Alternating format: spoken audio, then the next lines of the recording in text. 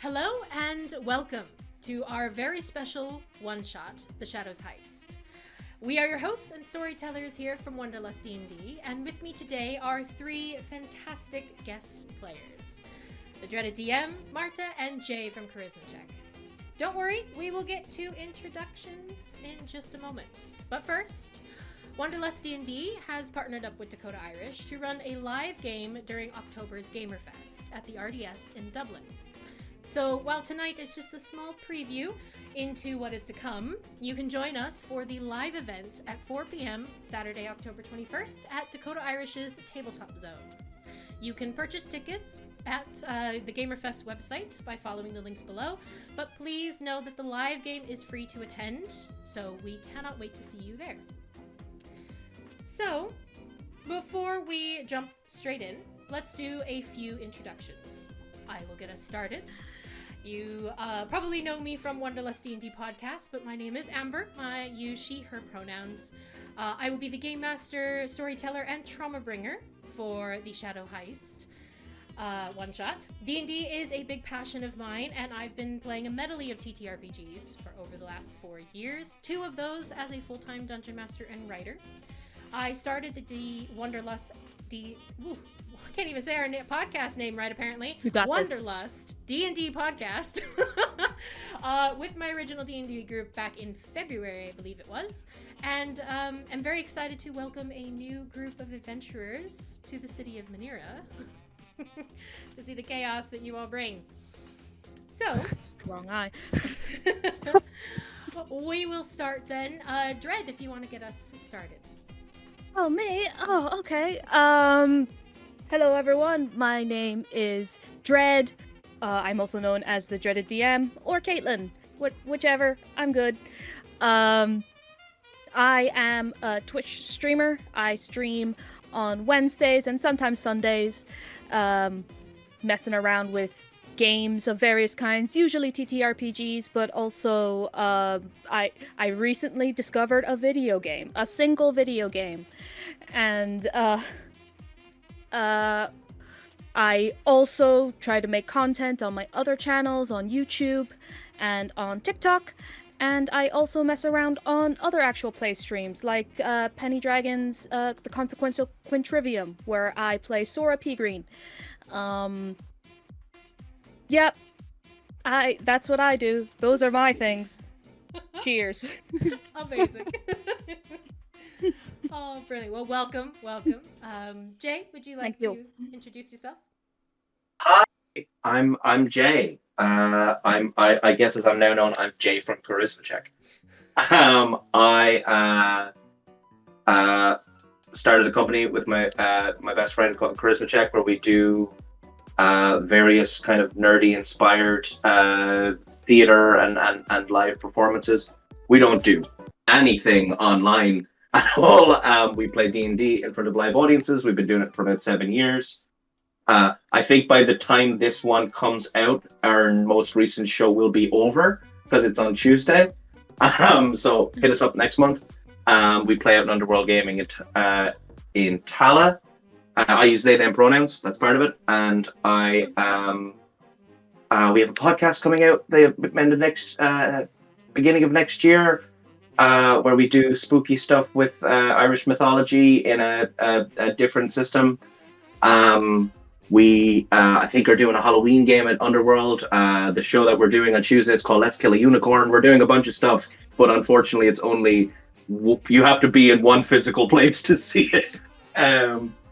There's probably more, and I can't think of. We run a Dungeon Master courses as well, which we've just finished the first one of. That was succinct and to the point, right? Yeah, that was good. I liked it. Of course. Save us, Marta. I just found out that I could go to college to be a dungeon master. Can we? I could learn to be a dungeon master. Yeah. We're teaching people. If yeah. Nice.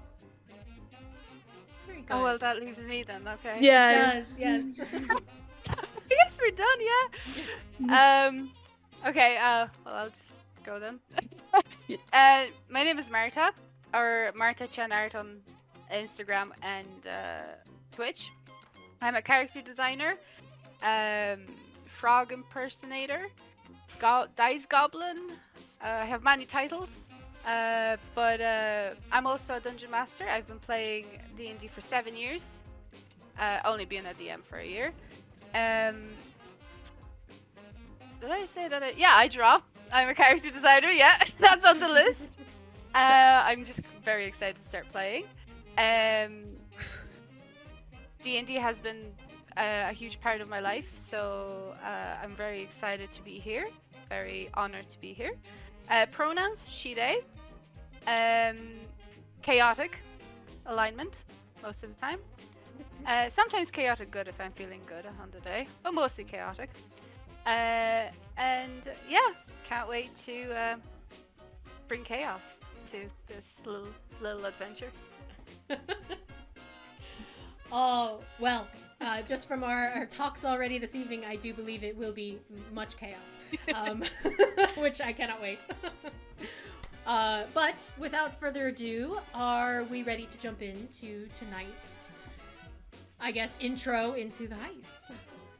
You know. Hell yeah. All right, so we'll get a little bit of mood going. Ooh. So, welcome to the City of Invention, Minera, capital of the Avasha Isles. This bustling metropolis is heralded as one of the most advanced cities in the world, all thanks to their experimentations with magitech and the invention of the Ethereum cores. Finally gaining independence following a brutal 12-year war, Minera has rebuilt itself into a thriving haven for inventors and scholars alike. Our story begins in the streets of Midtown, city center and focal point of Minera. Here, Neelahart Station, powered by arcane trolleys, runs lines all throughout the city, making it easier to travel and see this expansive landscape of stone and steel. It is midday, though cloudier than it should be this time of year, and it causes deep shadows to form on the towering buildings of this portion of the city. Easy to slip through undetected. The three of you have all been contacted individually for a special job that was, let's say, hard to refuse. Great riches and fame were promised in exchange for pulling off a simple heist. As you make your way through the streets, seeing a medley of Minerians, many dressed in brocade waistcoats and underbust corsets, this part of the city is always busy, day or night. And you can see and smell the distinct hints of iron and smelted metal carrying over from the Iron Ward just across the river. One by one, each of you comes to stand just outside the House of Elixir. A quaint little greenhouse, an apothecary, not exactly what you'd expect as a super covert meeting place with one of the Undercity's most notorious shadow brokers, but I digress. First to arrive, Jay, would you like to introduce us to your character? So the person that you guys see arrive is an older woman, sort of stooped shoulders, head, hair tightly drawn back in a cap of sort of silvery curls. Dressed, everything she's wearing is very clean, but you can see where it has sort of been mended in places.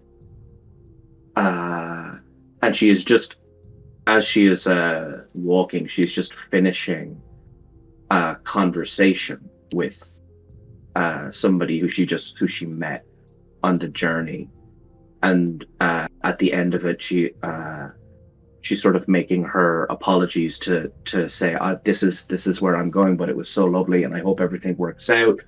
And as this person just sort of unburdened whatever stress or excitement that they were having. You occasionally find a person who's a really good listener in the city, and I'm most of them. And as I take a moment to leave the person go, I'm going to just step into a little shaded spot, and the back straightens, and the skin begins to glimmer, and my real form reappears. Enameled blue and kind of beaten and tarnished gold cog workings, and a strangely sort of blank, expressionless face with a pretty decent like chunk sort of out of where what would on a person would be sort of at the base of the spine, where occasionally you see a little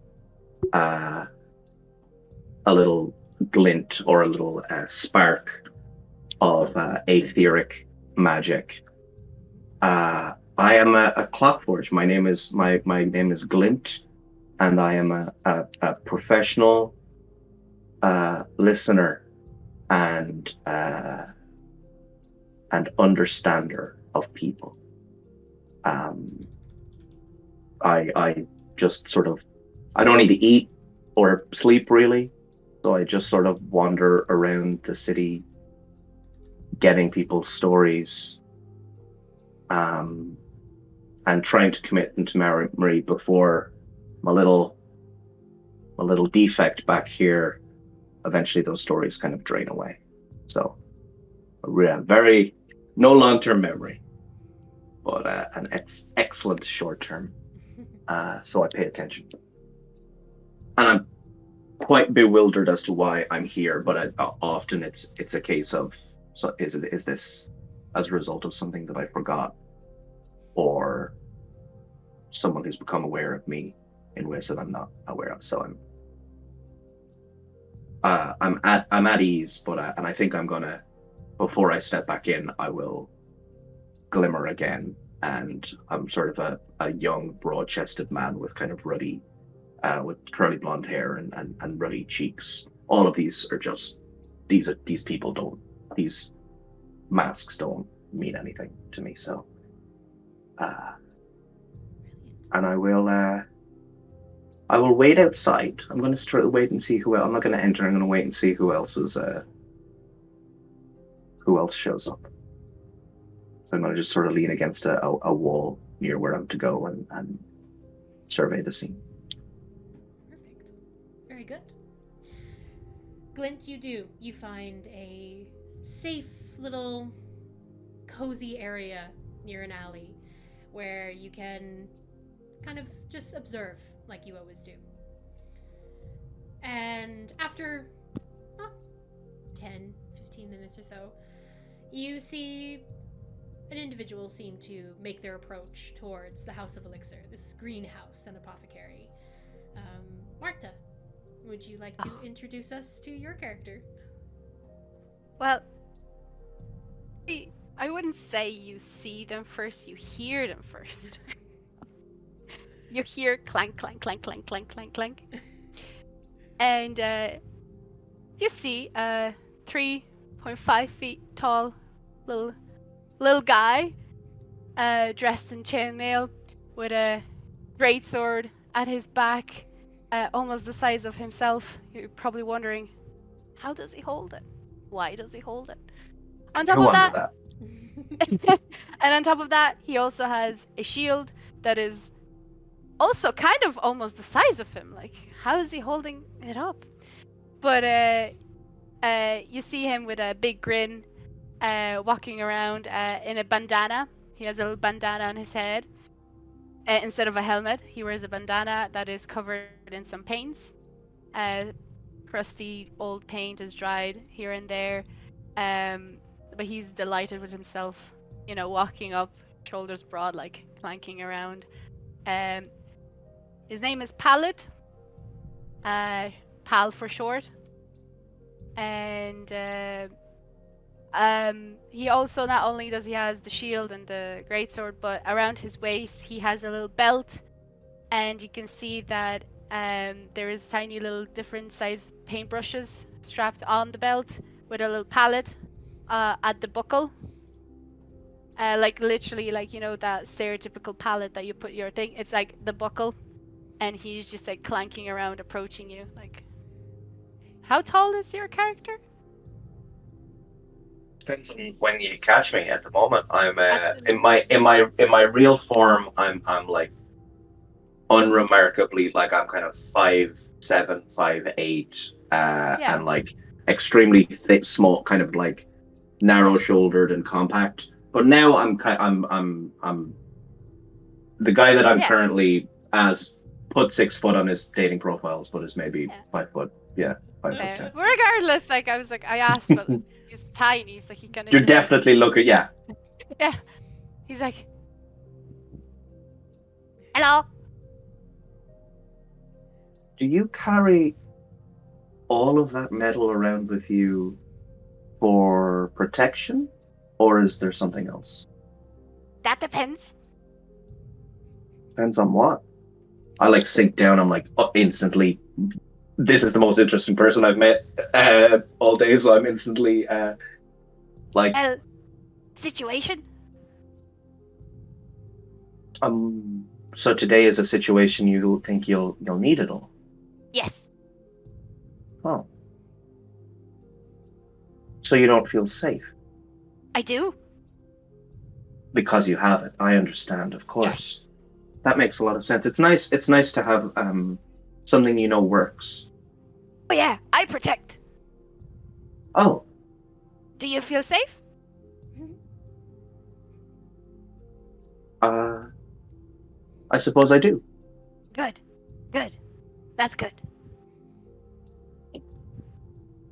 I protect. What's your name, friend? And you see him thinking for a split second, almost as if he forgot. Pallet with 2 L's. Pallet with 2 L's. Yeah. And how many T's?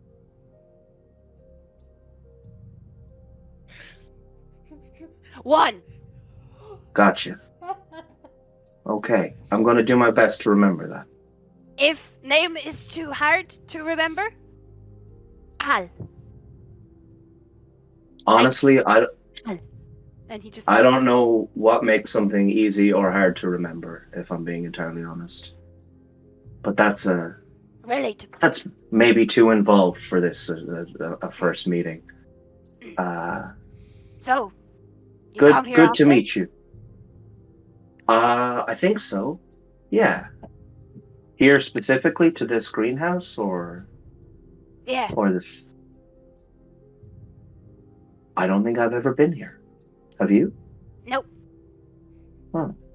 Well, I guess we'll figure it out, the two of us, and whatever it is that's in there, at least I'll have my pal to protect me. Oh, yeah. Oh! Manners. Your name. Oh, of course. And there is a similar little kind of hesitation, and then I will extend a hand and say, my name is Glint. You can call me Glint. He kind of like lifts up his arm and, oh yeah, handshake, and he just goes and shakes it, like almost lifts you up a little bit. Allow myself to be shaken. A wire disconnects. Yeah, I am immediately just on whatever energy you're on. There's not a lot of person here, so it's. So like if you're delighted by the shaking of the hand, kind of so am I. Okay. As you two are shaking hands and getting to know each other, you do feel another presence approaching, coming from around the way. And the only reason why, Glint, you get a sense of this individual is some of your sensors begin to go off as someone is approaching from behind. Dread, would you like to introduce yourself? Sure. So standing behind Glint is a human woman. She looks to be in her late 20s, early 30s.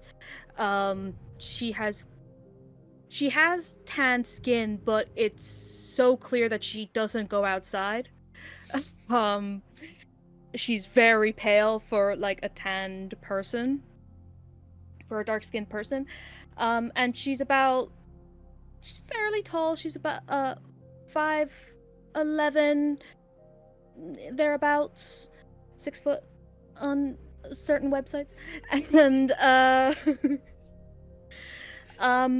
and you see she's wearing like a dirty, almost for lack of a better term, like a t-shirt, like a dirty white t-shirt, but over that is a cross between a lab jacket and a motorbiker jacket. It's like kind of leathery, but it's also like, but it's thin enough, and there's a bunch of like little pockets. There's big pockets on the sides, and then like if you peek, there's like little pockets like everywhere on the jacket. And then she's just wearing like simple kind of dark leggings and a pair of soft-soled boots. And just on her hip, you would see a small, like a gun, just a full gun. And like her back is like oddly misshapen, as if there's something underneath the jacket, but can't quite tell what it is.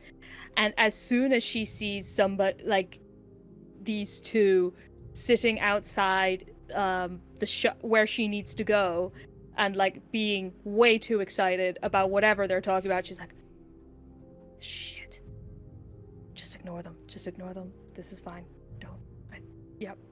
And I tried to like sidestep. Do I recognize either of them? Well, I don't think I would recognize Glint if he's in that form, but would I recognize Pal? It is up to you if you feel you have crossed paths before, Pal, with where you would remember him if you've met him before. Always. Could have popped into the shop. You could have had... You've probably been to the shop every now and again, and as soon as I recognize that I recognize, I'm like, oh. Same reaction. Still try to go around. Yeah, it's like... You run an artificer shop, right? Yes, like I run. I would. Marvelous DM, I ask you, whereabouts would a low-tier artificer shop be? Yes, so a lower kind of level artificer shop would probably be located in the Steam Ward, which is more the working class kind of area of the city, which is in Newtown. I can show you here on the map. So the Steam Ward is over here. Awesome. So I'd say the Steam Ward would probably be the best. Walked a lot. It's a big area. Yeah. I like just looking at the Steam Ward. I would say I imagine her shop as like a bus station phone shop. Like it's like a hole in a building. Yeah. Yeah, it's like a hole in the wall, and like there is like you could go into the back, but what's in the back we'll never know. And no one seems to be there at any time on any given day. It's either closed or it's just empty. Amazing. So yes, I would say our pal is there. I'd say all of you would know of this shop, or have heard of it. I feel like as a Clockforge would have busted something. I probably do. I feel like I've introduced myself to you a bunch of times. You're like, you've been in here a lot. Like But yeah. like, would I recognize the form you're currently No, in? I don't think so. But I think Glint is like the existence of Glint is a little bit of an open secret. Like, Right. did you know that there's a person who goes around and pretends to, and Yeah. She's like, she tries to go around them without like interrupting their conversation, and tries to open the door of the shop without drawing too much attention. See if I I'll notice. I will. Yeah, no. I mean, like, even you can roll perception or use your passive. I'd rather roll. My passive is Okay. garbage. So it's great. I'll use my passive. I'll roll stealth. Yeah, if you're trying 11. to sneak by, you can definitely roll stealth there. And 11. Yeah. What is? Sorry, Jay. Actually, I realized. My passive is 16. Sorry, I didn't write that down. 16. My passive is 10, so I just went up 1. 20. I got 28 stealth. Okay, so I would say in this regard, with stealth, like, obviously, like, what I'm gonna say is Glint recognizes and has a sense that someone is approaching due to their nature. However, Glint, you are so engrossed with this little goblin that has come to talk to you, and the amazing stories that he is telling you, you're kind of just enthralled by that. I'm an active listener. You're so invested, and you're kind of like one person at a time kind of thing. And you are able to kind of, again, you're like walking right next to them, so they know you're there, but they're not taking notice of who you are. So you're able to successfully go into the greenhouse if you wish. Elixir. I start to go in, and then as I start to go in, I think the reason the stealth would be so high is like, I don't want to look at them, I don't want to engage with them, I just want to go in and get this meeting starting. I feel like I'm already late. But then I look and I see Pal, and I'm like, oh, Pal's probably here for the same reason as me. Damn it. And I lean back out and I'm like, Pallet? Is that you? Shopkeeper! Yeah, that's me. That's you! I didn't to see be you clear, before. How did you get there without me noticing? just good at it. Just you're a kind magician. of walked. Sure. Yeah. Wait, you've been to my shop. To be clear, this isn't my shop. You know that, right? Oh. Yeah. Yeah. Okay. I know that. You've been to my shop. I have. Multiple times. Yeah. Yeah. You've bought things from me, even though I told you it was all junk. Yeah. What do you mean junk?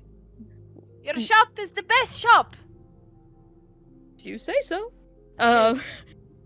Thank you. Sorry, friend. I'm gonna have to. This is Glint, my friend. Do I know? Would I know the name Glint? Yeah. Like, they introduce themselves quite a lot. Yeah. Glint, come on.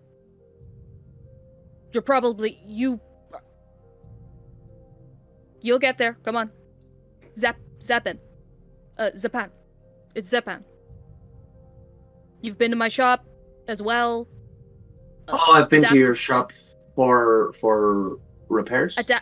Yes, adaptable artifice. Oh. So you know my situation. To a certain extent, yeah. I don't. As in, like, if you know my situation, you know I don't remember you because that's my whole problem. So. Well. Short-term memory. Memory. I think it's one of those things where it's like, if I just keep bullying you about it, maybe it'll. That's not how these things work. No, by all means, absolutely. Thank you for being as patient with me as you have been. It's patience is a strong word. Your You're probably here for the same reason, Glint, even if you don't remember the reason exactly. Oh, I remember the reason. Okay, what's the reason? Well, I mean, there's come in. yeah, there's a job. Oh, shush! Come on, get in people here. are starting to stare. Come on. Clank, clank, clank, clank, clank, clank. Jeez, we're gonna have. I like turn to the people and give them like a smile and say, "Street performers," and then I'll walk in. Yeah, they keep walking. How dare you label me as that? How dare you? Oh, I We were on apologize. the street and we were talking, so Yeah, makes sense. we could just have said, "Oh, private conversation. See your way out of it." Yeah. Would you No. prefer that I went out and? No, just Yeah, we let's- could go tell them, like. Why? They are I gone. know. Oh yeah. True. Yeah. We're inside Yeah. now. Oh. We are. And Did you guys what go is it inside? like- Or are you still standing Yeah, we went outside? inside. Okay. I think went we've gone inside. inside. All right. So you head inside. A little bell rings above the door as you enter the greenhouse. And the first thing that hits two of you is the strong smell of wet earth and floral aftertones. The greenhouse is stocked, brimming with all manner of plants and flowers. I will get you over. Comb. what? Smells like home. Comb? As in like Home. Oh, Home. home. All right. But Ooh. yes, this greenhouse is gorgeous, and it is stocked full of all manner of plants, herbs, and flowers. You see stalks of rosemary and thyme kind of in large pots on the sides. You see basil, mint, dill, massive sunflowers, mugwort. It is just a plethora of different plants. And there are even bushels of herbs that are hanging from the ceiling, interlaced with small glasses and ivy that are wrapped around the copper pipes. As you move deeper into the greenhouse, you catch the faint sense of brewing lavender, as if it's like being made for tea. And all of you would be familiar that the House of Elixir is not only an apothecary, but it is also a tea house. Ooh. And all of you here, can I help you? Yes, we're here to pick up an order of meadowlark. You see what appears to be a human at first, though she doesn't turn around to face any of you. You see wisps of golden locks tied up into a messy bun.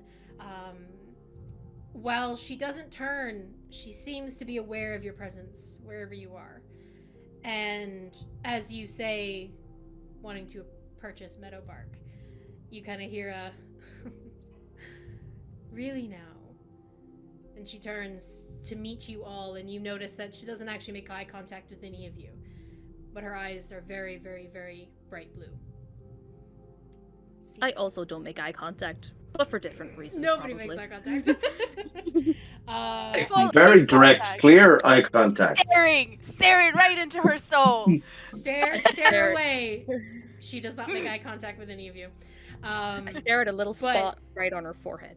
Zepan and Glint, both of you with your passive perceptions, notice an ashy colored raven that seems to be perched on a large copper pot that's hanging up above. This raven kind of poofs a bit as you all approach, and you notice that there's a small shrine to the goddess Minera underneath. Yeah, I'm so sorry. Can we get the bird out of here? Birds are kind of dirty and... Where? over there. It's over there. The shopkeeper looks at you. I apologize for my colleagues. Whom should we be addressing?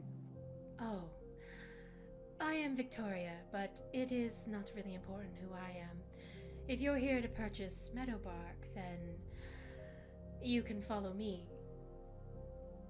And Is the bird gonna Clear. come?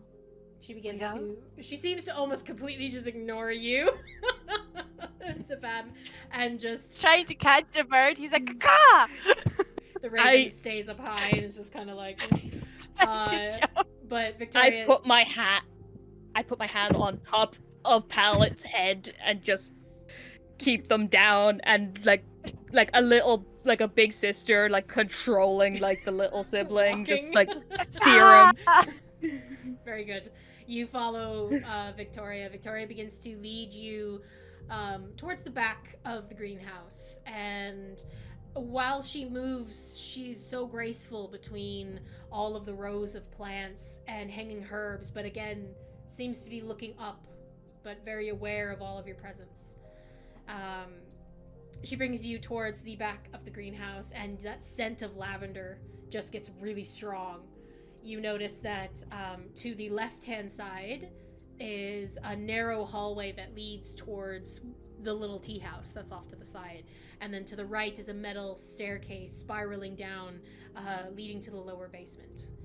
And Victoria then turns to you all once more, and the raven perches onto her shoulder. You see the black eyes staring at all of you. Shadow is expecting you. Best not keep them waiting. Of course. Is the bird coming? That's very important. No. Great. And then I feel like she and the bird are a package deal. As long as the bird doesn't come down to our meeting, I'm fine. Well, then you're fine. Caca. No caca. No caca. Or Can I give it's called bird. Can I give a quick vibe check to this person? Insight, just in terms of like, Go ahead. is this practiced like is this sort of practiced, hardened, kind of jaded, there are weird people coming in here all of the time and I always have to deal with them? Or is it more of a I'm aware of what you guys are running into, so get your laughs out now, or something in between? So what is? Sorry, I just have to pull up your sheet here really quick because I didn't. My insight is very, very good. What is your passive insight? Do you have that? 19. 19. I'm gonna write that Damn. down. So it's up Got to that you. expertise. Do you want to roll for it, or do you want to use your passive? I'll roll for it because I got these pretty dice. So I'll. I think in this moment, like, this is an active. I am trying to understand this person. This is what Glint was built for. Of course. That is not as good as it would have been if it was. So it's still okay. That's a 14. 14. Okay. You try to read the facial features of this individual, the body language, the movements, and she is extremely hard to read. There is just something about her that is a little off-putting in how calm and collected she is. And while that is kind of all you get, one thing that does pick up from the 14 is that, once again, despite her being blind, there is a sense that she knows exactly where all of you are, no matter what, and it's not quite linked to the raven. I think if the other two are pink, I start, like, a little bit unnaturally as I'm trying to understand. I'm, like, not in a full face, like, a little bit becoming her. And, like, my posture is sort of mirroring hers, and it's clear that it's kind of involuntary. But that being out, like, whatever weird perceivy stuff she's doing, like, my sensors can't replicate it, so it's not right. So it doesn't, like, it feels like it doesn't fit. Yeah. So there's a little bit of discomfort as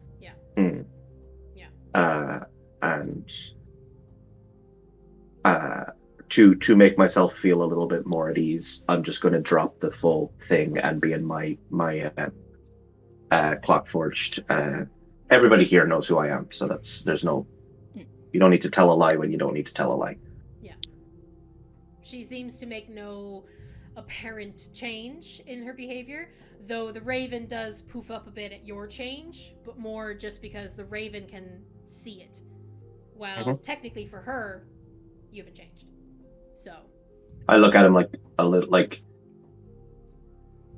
somebody caught you doing something that you can't control that is embarrassing. Like I'll give the raven a little look and then I'll follow down. Head on down. Perfect. Pallet is confused. At me? Glint's Pal, just staring at this person. Pal, you've definitely met Glib before, right? No. Really? I don't believe we have. I would have thought you two moved in more similar circles. What is your understanding of the circles I move in? And I look at Pallet. Honestly, it's not wrong, but honestly, as long as it's not always in mine, I just assume people kind of know each other. This is a big city. Just saying. I assume, I don't know. I assume, like, you know, like our... You're aware that assumption is factually wrong. Well, I was more meant that, you know, the criminal kind of stuff that we do is, you know, that those circles are they usually at least know each other. That was kind of more my meaning. Like a little so that my face looks not entirely, but like reminiscent of yours, just so I have a proper face. And I go, I don't know what you're talking about. I'm not a criminal. And I give you a smile, and I'm going to walk back to that's where the shadow is. Me neither. Yeah, and the away. shopkeeper's just looking at all of you, going, oh, and she gives a big sigh and walks back into her shop. By the way, I sketched Pallet, and that's his face. Oh my god. That's his face, just to give you something. Die I for love Pallet. the teeth. Pallet needs to be protected at all costs. That's the expression he has all the time. Hey, no, Pallet is the muscle. Pallet needs to protect us. He's there to protect! Zepan will never admit it, but she would go to hell for Pallet. Everybody loves Pallet. Everyone loves Pallet. So, you all begin to make your way down these extremely wildly narrow metal staircase. like you have especially you, Glint, you're having to turn in awkward, weird ways because you're individual made of metal anyway, so this is a very tight, narrow staircase down. But you all descend. You reach the bottom, and you notice that the space opens out into kind of a T-shaped hallway. All the sounds, interestingly enough, from the greenhouse above fade away, and you are now in an underground cellar. There are faint hints of green and blue light that kind of scatter across the stones. The copper pipes that hang above you kind of hug the walls along as you walk. Give us kind of a bit of a claustrophobic feel down here. But you are free to move forward. It is actually, I think this is where some of the fun begins. Oh. It hadn't started? The only problem is at the moment I don't have tokens for you. So this is where we're gonna get a little bit. So let me see here. I can do. No. Like, I think as we enter the tunnel, Zepan is just going to reach into one of her inner pockets and pull out like a pair of fingerless gloves. And you can see, like, they are there's like lines of like blue Magitech wiring and stuff going through them. She just pulls them on and puts one hand on the holster of her gun, which is actually a gun axe. Nice. So we'll get you. We both got excited about the same stuff. We're gonna use the Pallet has a gun on him too. We're gonna use just the kind of standard. Hopefully nobody We all comes have for guns. me. We're gonna use Simply must have the a gun. standard kind of like tokens for Foundry. Again, anybody watching, please don't come after me. We're working on it. We're working on it. We'll have I'm them. sorry. So do you see can't. your you see your tokens and your names? I do. Yeah. Uh-huh. Okay, so you should be able to control them. Just give it a try there. Perfect. Perfection. So there you go. So like I said, you come down into this kind of T-shaped hallway. It's again a little claustrophobic, a little strange feeling, but you are free to move about. And where would you like to go? Victoria didn't say whether we should go straight on or if we should turn. Bad direction. Wait, what? So what did you say? Oh, I said, she's bad with direction, no? She is. She is indeed. Can I Let's go make a forward. Can I make a perception sorry. check to see where the smell of lavender is coming from? Where the scent is strongest? Yeah, I'd say if you all want to make perception checks, you can. If you're wanting to kind of take in Yeah. the space and see what's happening, yeah. Do I smell? Is that a... I don't. Okay, so personally, I don't believe so. Oh, So I do, but I Cool. do think you will I'm gonna- have sensors that detect other things. Because I am very happy to not be I'd able say to sense of smell is not something that you would have. No, they didn't. I didn't get that upgrade. No, We'll not that get that upgrade. I'm working on it. I got You got which one? on perception 14. 14. Okay, 14. I got a 19. 19. Mhm. Glint. I smell, so I didn't roll. Oh, but you can Oh, if you're wanting to just do a general. It's up to you if you're wanting to. Oh, look into sure. the space, Yeah. Or if you're just Well, walking straight in. 17. 17. Okay. Yeah. I'm above Um, 6. Yeah, 17. Perfect. So I'd say all three of you actually, as you kind of step into this space and kind of maneuver around, Zepan. Funny enough, there is no smell of lavender down here. You didn't actually go that far down this spiral staircase, but it's like you can't even hear sounds from upstairs anymore. It is like you've stepped almost into like a completely different little section. No smell, no sounds. Glint, what you notice and what you can hear is just faintly with some of your sensors, kind of taking in the space. You hear a familiar tone, kind of towards further into this space. A gentle hum. Similar to a hum that's in your chest of an Ethereum core. Straight ahead or off to the left? Seems to be coming from the left.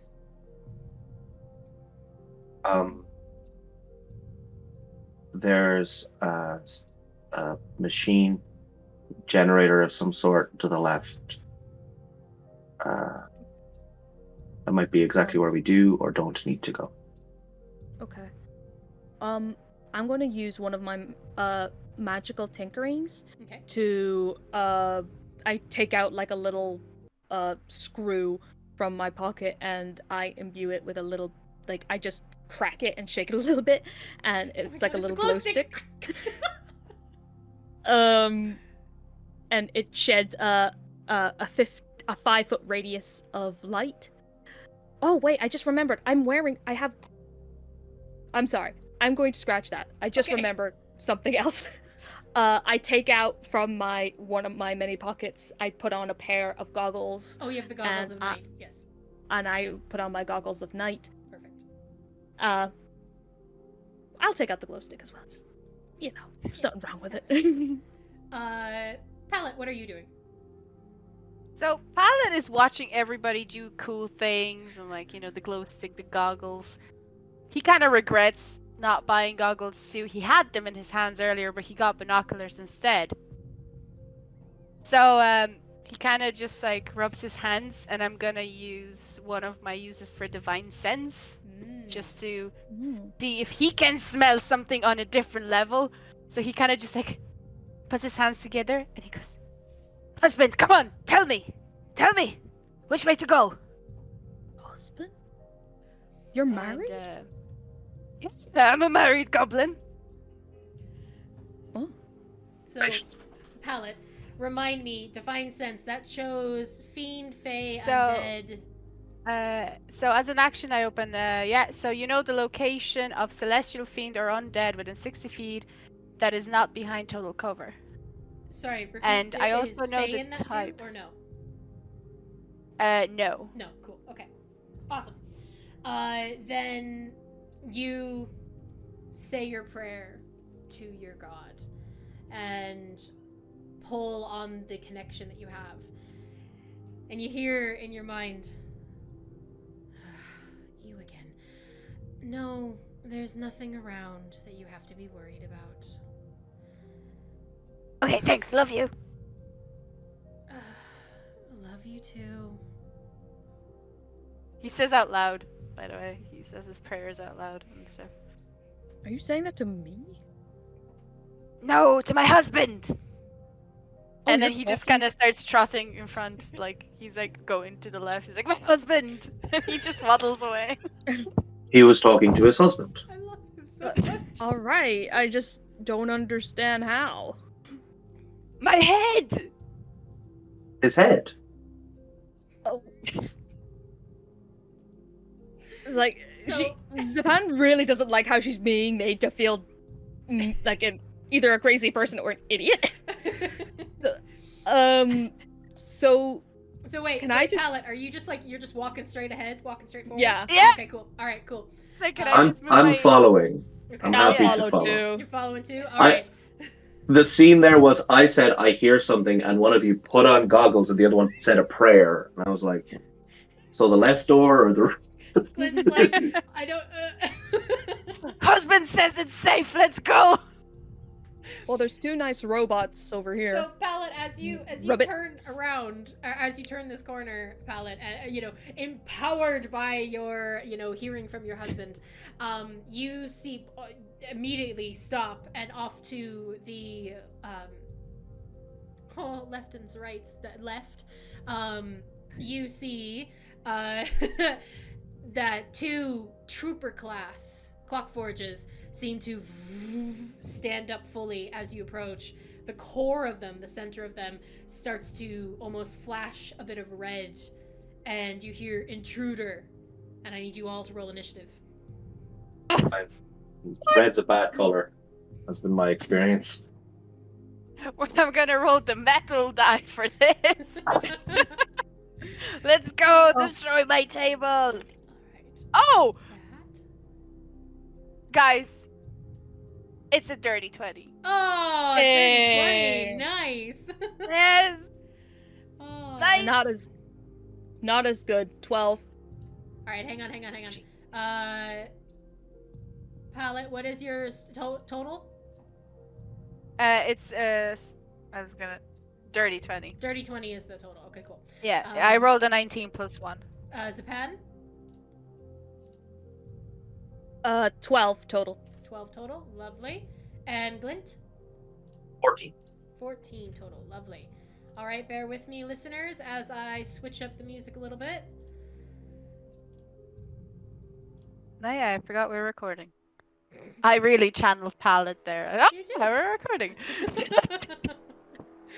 Oh, brilliant. So there is a combat tracker up there you can all see, hopefully. I don't know why it says that name, but hey, that's all right. That's not supposed to be there. D&D Beyond what? So, first, in the order here, do you all have the combat tracker up, or? It's alright if you Where don't. do I look? That's okay. So go up to the top right-hand Oh. corner, and you'll see combat Found it. encounters. If you click that, and then if you right-click it, it'll actually pop it out in an extra window, and you can move it around. really Yeah. Oh my god, I'm going first. That never happens. All right, Um, you are Palette. You are up first. What would you like to do? Oh. He kind of like stops and he turns. My husband lied! He said we're safe! And then he just takes out his greatsword. Which, to you guys, you're like, how? It's the size of him. Can't wait to Obviously, see this. Exaggerating for effect. So, being the stupid guy he is and being angry There that is a his measuring husband tool if lied. you need, just so you know. So if Yeah, you, are we supposed to see the bad guys? you should. 'Cause They're here. It's still dark. It's still covered for me anyway. Oh, is it not showing at all? No. Okay, let me just move it here for you. No, I can see it. There we Oh, go. there we go. I can see it. There we So go. these are the two Oh. villains Okay. here. Yeah. And measuring tape. Perfect. Okay. Cool. There's a measuring tape. Okay. Yeah, I see. Yeah. Right. I run up to hit the guy. Oh, how do I turn it off now? Okay, tools. We should have went through the tools. That's all right. Select tokens. You can there yeah, we go. you can click your Yeah, little I use my person and- there you movement go. to get. I use my movement to get close Lovely. to this guy. And you know what? Since it's kind of a cool day and the beat is about to drop, I'm gonna attack, but I'm gonna divine smite him Oh, okay. as well Go on. because he's angry that his husband lied. So I'm gonna roll to attack. Roll to attack. That was a natural 20.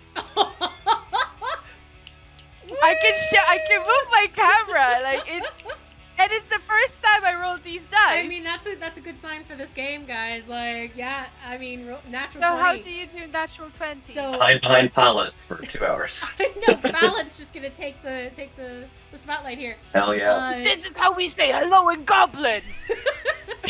Everything, all damage dice are doubled. So, roll your damage Okay. dice, and then that would be then doubled. I need more dice. So- Are we doubling the divine smite as well? because it's rollable dice. I need so- more dice. Yeah.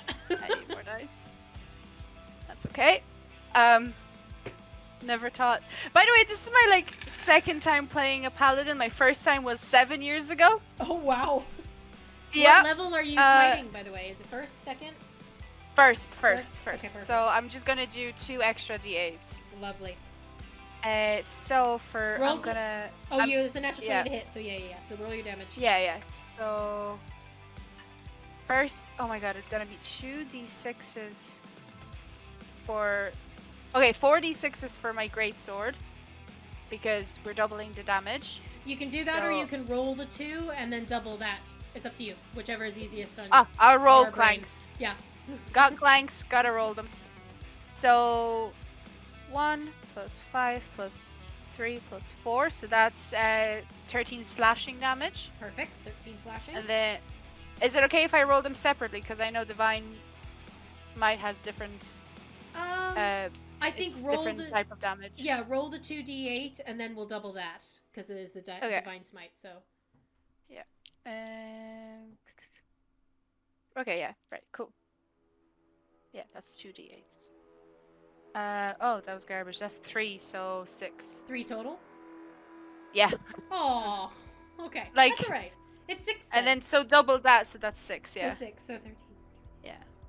And 19 his then. divine's how it looks like is he kind of his sword kind of starts glowing, kind of bluish energy, and as he swipes, Mhm. you know, swift. What's the word? Cuts. Swings, Swings. swings his sword. The divine kind of smite solidifies onto the machine, and it's kind of like a paint splatter. Ooh, love that. So it's kind of glowing, and the minute it hits the enemy, it just kind of goes like Awesome. paint splash. Splatter with a bit of paint. Yeah. Yeah. So you cut into this clock forge. The sword kind of hitting with the on the metal, but then the divine smite even just kind of really pushes into the metal, and you can actually see just a little bit more of the glowing Ethereum core in the center. Yeah. Clock forge seems to be take no notice. For my second attack, Mhm. I'm just gonna take it off. Was it did it bounce off? It of got kind of the- stuck in there, so you're gonna rip it out and you go for your second attack. And he's just gonna go. Straight down. Yeah. Okay, 12 plus 2, that's 4 plus proficiency, that's... Wait, hold on, why am I doing it in my head? I'm stupid. That's 17 to hit. 17 hits. Oh, nice. 2d6s. That's 2. 2 points. Okay. Yeah, just 2 Slashing. points of slash. That kind of suits him because he was like, The I'm second gonna one- cut your head off, and he just bonks him on Yeah, the I was head. gonna say, like, the second one kind of goes ding straight off of the metal, and He just vibrates off. Very good. That's my go. Anything with your bonus action? Are you okay? Yeah, I'm good. I'm Good good. to stay there. All right, perfect. Next up is Glint. Seeing these two figures, I'm going to move a little bit forward, just so I'm gonna move here. Okay. Looking down at the two of them, I'm gonna turn to you and just say, excuse me for this. And the plates and the things are gonna start whirring, and I'm going to cast Zephyr Strike on myself. Very good. All of this stuff, like the form, I kind of have a sort of a bland like design, but everything gets a little bit sleeker and sort of combat-y in a way that, like, this is what my designer wanted me to look like, and I don't love it. Like, I was a sleek kind of combat like robot, and I'm prefer to be one that listens to people. So and I'm gonna pull a gun because everybody has guns. I took your very cool firearm expert feat. Very good. Very good. As my level 1. So so I'm going to bonus action Zephyr Strike, pull the pistol, look at the guy and go, I'm really sorry about this, and I'm going to squeeze off a shot, and I'm going to put sharpshooter on that as well. Oh, perfect. So- Okay, yeah. So perfect. So it's an advantage, but it's -5. I'm one of those rangers. Okay, so with advantage, it's the first one was a 3, second one a 15. Just hits. Just hits. Okay, so this is going to do all sorts of stuff. Brilliant. So a pistol is a D6, right, or a D8? Which one are you hitting? Actually, are you hitting the Well, one that Pallet's hitting, or? No, I think Pallet's probably got that wrapped up. I'm gonna hit the one that's sort of directly facing me down the corridor. Okay. So we have a D6 or a D8 for a pistol. So are you using Minera's pistol? Is that the one you? I'm using a Minera. I have a Minera pistol. I also have a gunblade, but Okay. we have. If you're using I Minera's also have a pistol, gunblade. If you're using Minera's pistol, it's a D8. A D8, cool. I mean, if you're gonna give us an option of gunblades, I'm gonna Oh, definitely. take a gunblade. Yeah. So this will be 5 piercing, and then the Zephyr Strike does a little bit. So it is 5 plus 4 is 9. It's 10 for sharpshooter. Very nice. Is 19 plus 4 points of force damage, so 23. Ooh. And then I also do a little bit of psychic damage, but I have a feeling that these guys won't love that. Cut for my Fey. Is that for my Your Fey Wanderer? yeah. Perfect. So So it's another 4 points of psychic. 4 points of psychic, yeah. Okay. So your shot rings out, and you strike, like, the chassis, the center chassis of this trooper class, which is 2nd generation, you recognize. And while it takes the piercing damage and it takes the force, you notice that, and you would know, psychic doesn't seem to quite resonate with this particular class of Forge. I wasn't built to fight my kind. Yes. And then so he takes that shot. Does it? I know that the other one just sort of glossed over Pallet's attack. Does this thing look perturbed by it? Like, do we get the sense that these things are extremely resilient and powerful?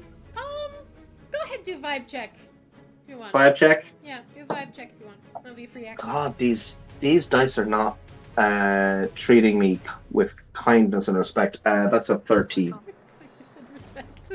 Kindness and 13. What I'll say. Clock forges are incredibly difficult to read anyway.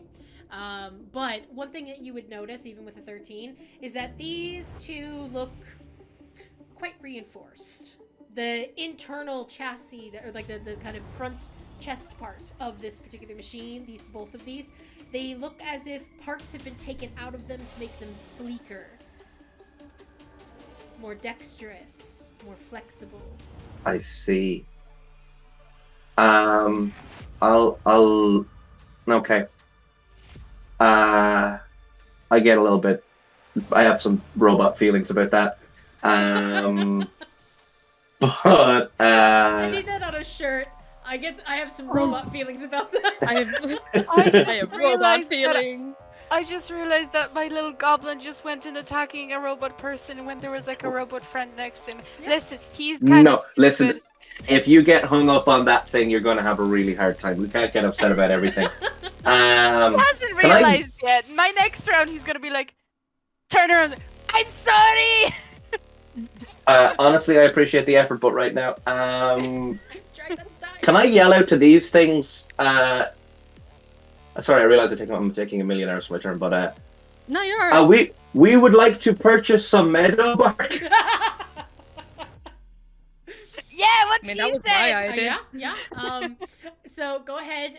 Well, you've already used your vibe check, so I'll say you shout that out. Oh, and yeah. I will let them respond when it gets to their turn. Oh, well, in that case, I'm just going to take my second shot at them. Take your second. That, I don't, wait, hold on. No, that might, 14 plus, so it's -5, so 18, that hits. That hits. Yep. And this is the other weapon, so, because I can stow one and because of my cool feet. You can. Yes, you can. So that is It's 3, like a shotgun, basically. yeah, 3 plus 4, 10. 10 points. Very good. No, 3 plus 4 plus 10, because 10 for sharpshooter. 3, 4, 5, 6, 7, 8. Okay, 9. Okay, cool. All right. Lovely. 17. 17 points. Significant. So amount of damage. bang. I'm going to look at you and go, I'm out of ideas. It's okay, I've And got that's the end one. of my turn. That's the end of my turn. That's the end of your turn. All right. We come to Zepan. Can I make I'm looking specifically for a maker's mark on these robots, or I don't know how to say it in a way that doesn't sound awful, but I want to see if I can check for a mark that indicates that they belong to the shadow. Okay. Go ahead and make me an Arcana check. Because you're going to have to know where stamps of creation or stamps of ownership might be.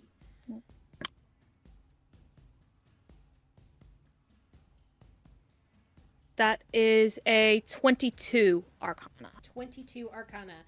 All right, so in your own experience and the study, the bit of time that you spent at the Institute, you would know that there usually are maker marks or ownership marks when it comes to these particular brand of clock forges. However, one thing that you do immediately recognize and kind of go, that's a bit strange. Trooper classes were second generation. They were usually they were very popular in the war, mainly used for frontline. When Minera didn't have the amount of warriors to go up against the Empire and the Dynasty, they used the trooper class. A lot of troopers they're the class that mainly gain sentience. So it is strange to actually see troopers, these two in particular, that seem to be fully just engaged in a command, which was intruder. So yeah, because I also have the keen mind feat, which means I can accurately recall anything I have seen or heard within the past month, and this only happened 5 5 minutes ago. But she said that Victoria said that the shadow was expecting us. Mm-hmm. That she knew we were coming. Mm-hmm. So it doesn't make sense that these things see us as intruders and are attacking. So what I would like to do is to, on the back of, did you shout, "We're here to buy some meadow bark"? Absolutely, 100%, absolutely. You did shout it, okay. I am also going to shout out, "Yep, we bought meadow bark. We are looking for meadow bark. The shadow is expecting us." And I'll use that. I'll do that as my full action. And I'll use a bonus action to hide. Okay, roll a stealth check. Shout this and then just go off the sensors. Nope. I roll bad. That is a 14. 14. And where do you go to hide? I just go, whoop. Back here. Perfect. Just go around the corner. Duck around the corner. Lovely. All right. Anything else on your turn? No, I'm just really hoping that, like, with my knowledge that, yeah, no, they should be sentient enough to know what's what, Mm-hmm. and shouting out that, both of us shouting this out should hopefully make them stop. Very good. All right. Perfect. Next in the combat, then, is, let's see here. 1 second. Where'd it go? Oh, there it is. Glint, I need to move you for a moment because you're just on the little seeing eye that I have. There we go. That's okay. So Glint, actually, what you watch as this all happens. Your companion then shouts at the troopers, and again, all you see is that glowing kind of red color coming from both of their chassis. And you're kind of like, oh, I hope that kind of works. And then you just kind of hear a coming from behind you. And kind of forming from the shadows, you see what appears to be a mechanical skull. Oh, gross. And this skull is going to... Hopefully now that's going to be... Oh, I feel bad now. That's going to be seen on the thing. I need you, Glint, to make a wisdom saving throw for me, please. How many of these?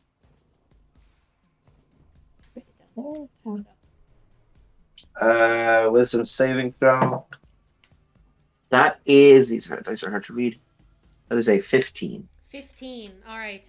As this kind of cacophony of coming from this laughing mechanical floating head, you feel its presence kind of sharp into your brain matter, or whatever you are connected to up top, and it doesn't take hold, but you do feel a bit weak in some of your joints as it seems to have tried to influence you but doesn't. And the floating head will then move its way around and position itself in a good spot where it can see everybody. That is floating head's turn. And we're going to go to the Clockforge troopers. Hi, Pallet. Howdy. After all of that you've shouted, we are here to we're here to purchase Meadowbark. We're here to see Shadow. These Clockforgers don't seem to be responding to either of you or any of your commands. While they might understand the sense of sentience, they have been made here for a reason, and they are going to do that. So, Pallet. Me. First attack is a 21 to hit. Yeah. Yeah, okay. Yeah, ouchie. Second attack is a 27 to hit. Yeah. Okay. So that is. He didn't want to run the one shot and just wanted to kill us off here. That He could have is- just told us. 13 points of slashing damage for the first hit. And oh my god, I rolled double sixes. So that is 17 points of slashing damage. You're a barbarian, right? Think they have bark metal. Why do we want to buy that thing anyway? The other one This is here is going to look towards. That was the first clock forge. The second one is going to seemingly. You watch as the back legs kind of change and shift for a moment, giving it this almost power at the base of its feet, and it launches itself forward. Pallet, you do get an attack of opportunity if you wish. Yeah, I was about to ask. Yeah, of course. Oh, no. That's a 7. A 7 does not No. hit. Yeah. Immediately rushes. Oh! Sorry, it went under you, Glint. Hang on. I need you to Oh make my. a strength saving throw for me, please, Glint. This Yeah. thing, like Iron Man's forward.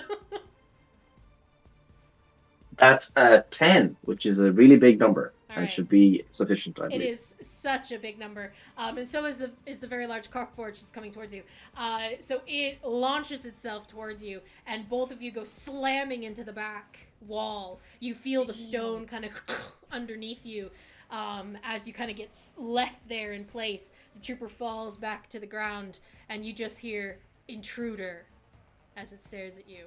And that is its turn. It doesn't have a bonus action at the moment that it wants to use. Sorry. You need to take damage. Hang on. No, he doesn't. He's fine. You.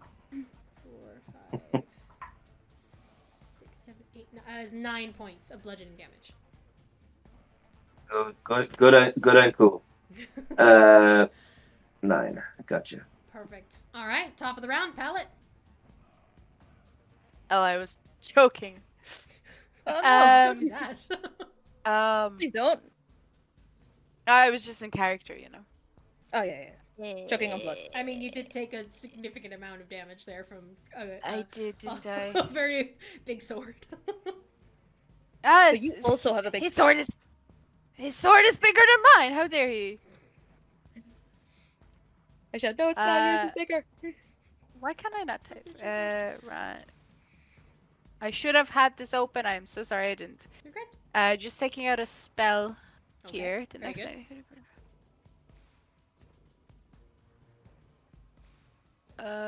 No, I'm just looking at branding smite because that's a bonus action. So I that's think for it my is, yeah. next. Yeah. See, I messed up and I didn't use my bonus action. That. Listen, I'm learning. Right. New character. Who this? I know. Yeah, literally, palette is just his unopened can of paint. Freaking divine smite again. Go on. Might as What well. level? 2. 2. We're All gonna right. go 2. We're gonna go hard. I love it. Right. We're using the dark Sakura for this one. Let's go, Sakura. Woo! Go on there, Dakota Irish. Go on, Dakota. I closed my phone and calculator thinking I can do maths, but I can't. get this part. So that'll be 19. 19 to hit. That hits. Okay. Let's go.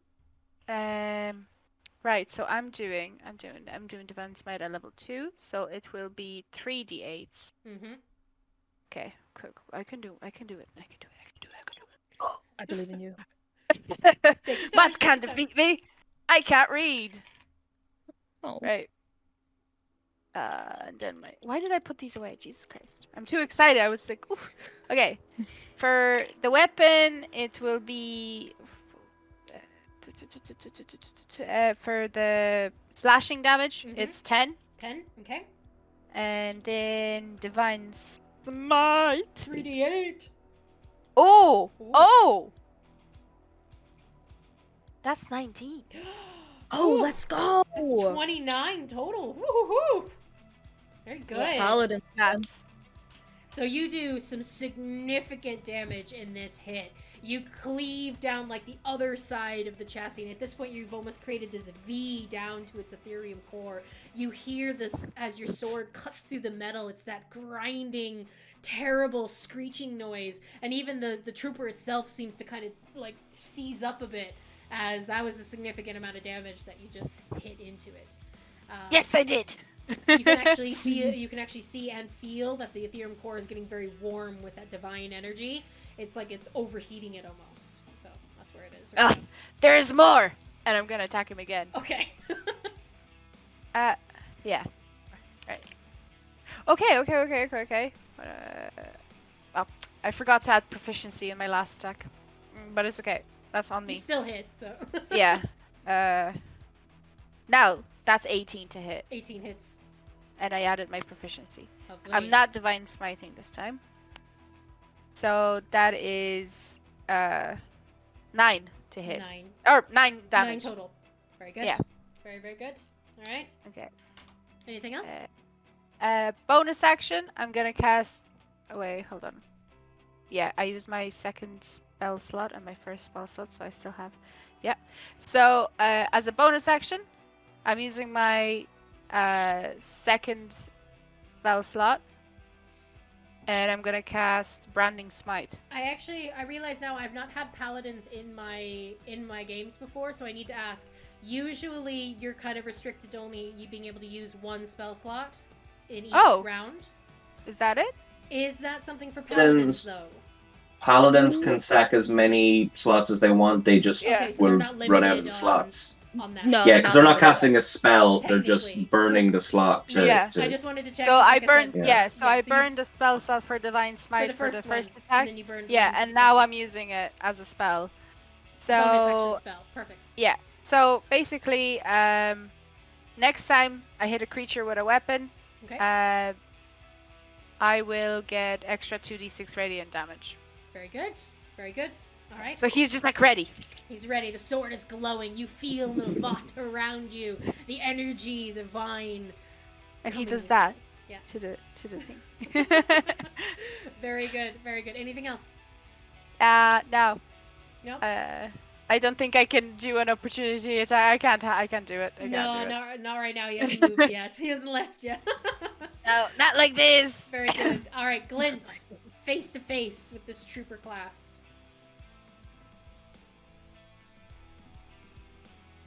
Yeah, so this is very strange, and honestly, more upsetting to me is the skull trying to take me over than the like this guy's just doing a job. I understand that he thinks we're intruders. He's confused.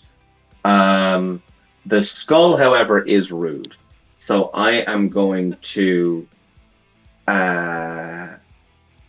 he's leaped onto me. Mm-hmm. He like slammed into you and yeah. So he's a lot more imposing than I am. So I'm gonna give a little like, again, I'm sorry about this. I'm sure, and I'm just going to fully disassemble all all of my various little parts, just sort of. Which is how I'm flavoring my Misty Step. And I just sort of, love it. He's dead. Yeah. Like this. And I'm not even really Misty Stepping that far. I'm just trying to get out of that not nice attack of opportunity range. Perfect. No problem. I'm gonna move over here. Because my read on Zepan moving out of the way was Zepan doesn't want to get hit, so I'll, I can fix my body. It's not even a big deal. And I'm going to take 2 shots at the skull. Perfect. Go right ahead. I'm gonna just take 2 shots at the skull. I will sharpshooter the first one, and then we'll see how we feel, because I'm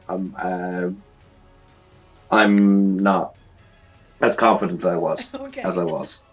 I'm going to. Oh no, my bonus action was Misty Step. So. Yeah. The first one I don't think is going to hit. It's a 14. Unfortunately, 14 does not hit. Okay. Let's go no sharpshooter on the second one and actually do some oh no, I can't because that's 3 shots and I would need to reload. So Yes, you would need to I'm reload.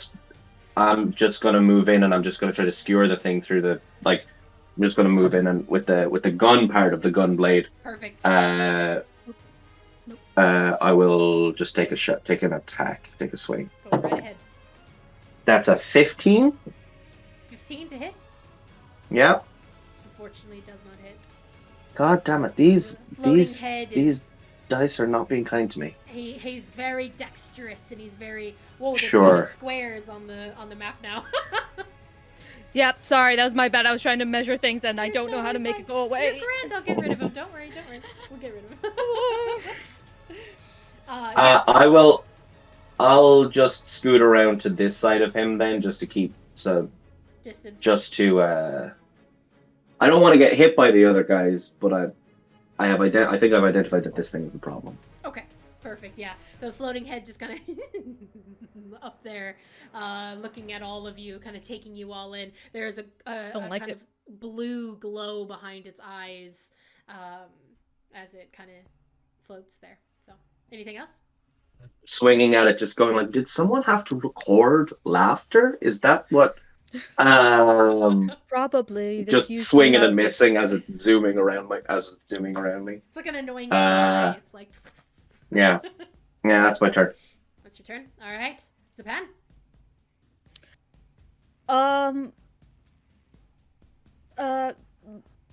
Sorry. Glint is within 5 feet of the floating skull, right? Or am I? Yes. Yeah. Perfect. Then I do get sneak attack.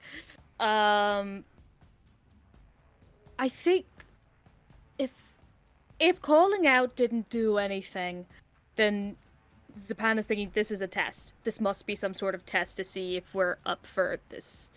So, even though fighting is not really my thing, I guess I can bring out my gun. So, bringing out the big guns. So I take out. I reach underneath my motorbike / lab coat, and I pull out the weird misshapen lump, and it's like a folded rifle that I flick, and it clicks into place. Amazing. And I only have 1 attack. I'm not as cool as everybody else in this way. Okay, sneak attack. And I'm going to roll to attack. Go on. I'm going for the skelly. Going for the skull. All right. Oh, that is not good.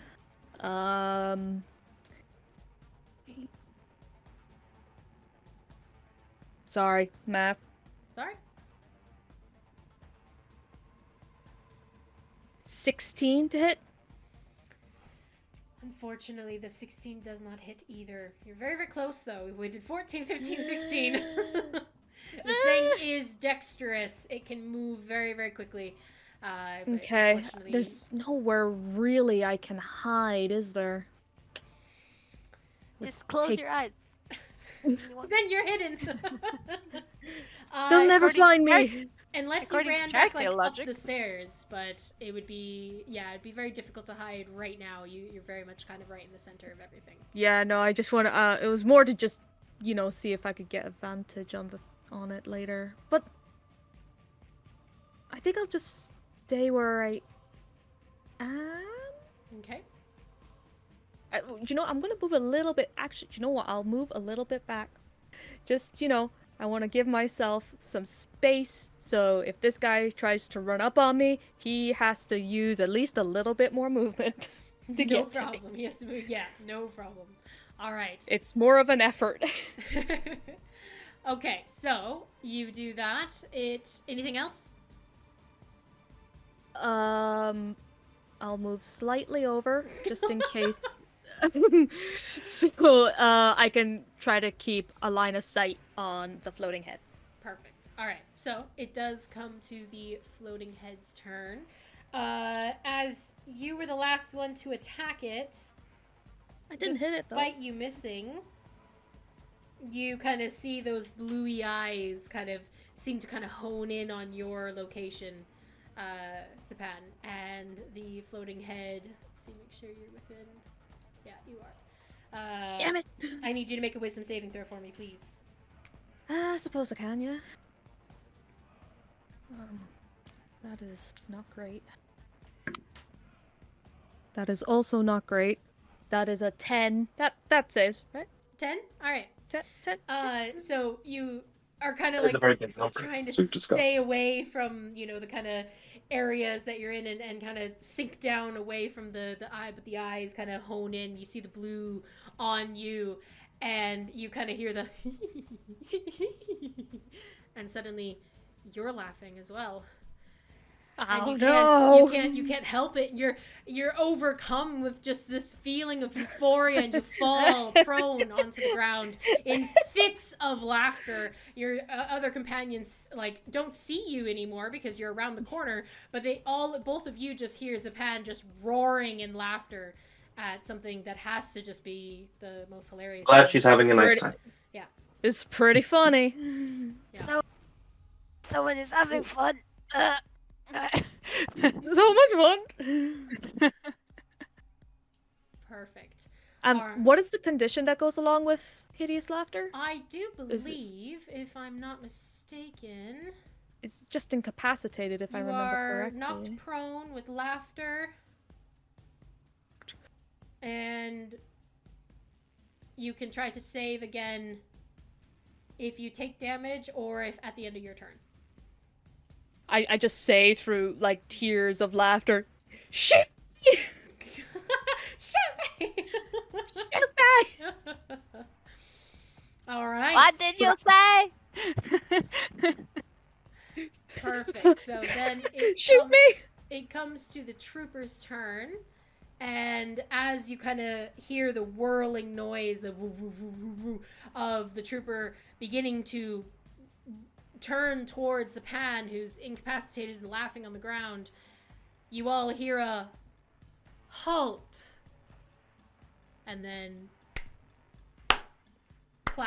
clapping seems to be coming from the shadows as a figure appears. Funny enough, from this location, which is strange because there's a wall there. So how exactly did you not see this individual? From the shadows, no more than about 3 feet high, you see a humanoid creature. Soft leathers that crisscross over their torso. They're wearing thigh-high boots. And you all hear, "Very good. I see I chose well. You all seem capable enough," though looks over at Zepan that's laughing. Just giggling. "Come inside. I think Could we you have stop? much to discuss." Could you stop whatever you're doing to her? "Oh, she'll be fine in a moment, dear. Don't worry." I Just wipe. I do worry. It's okay. What was the joke? A killing joke. Yeah. Okay, that wasn't actually that funny. Let's go. You see this individual cloth hood that seems to obscure some of their features glint. It's hard to even see the facial features, but 2 things you pick up on are you see a pair of feline ears poking out from the hood, and 2 very bright blue eyes. As they begin to kind of move their way forward, you watch as their clawed hand kind of twists and the troopers kind of straighten back up. Their cores glow blue once more, and they do not seem to be attacking anymore. And I think we'll take a break there and come back after just a small little time away. And so...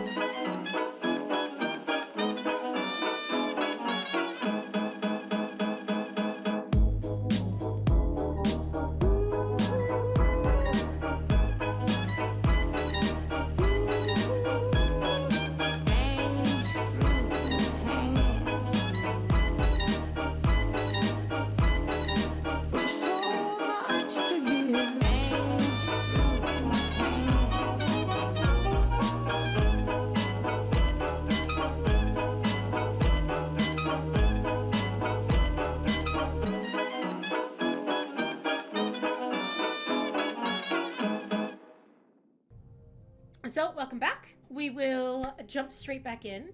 As Shadow leads you all. One moment. Music changed and didn't do what I was wanting it to do.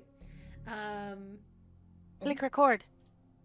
Yeah, it's recording. It's all good. Okay. I always like to show that, it's not always gotcha. perfect. Running an online game. So you get the little bits and secrets in the back, behind the DM screen. But anyway, Shadow, or this individual, but you're assuming a Shadow, begins to lead you further down the hallway where you first saw the troopers, and kind of pushes open the door. You guys can all follow if you wish. Inside, I shall show you.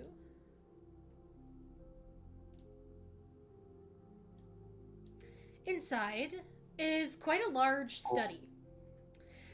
Simple, quaint, until you notice that one of the walls is made entirely of glass, facing out into the river, actually, like underneath the river.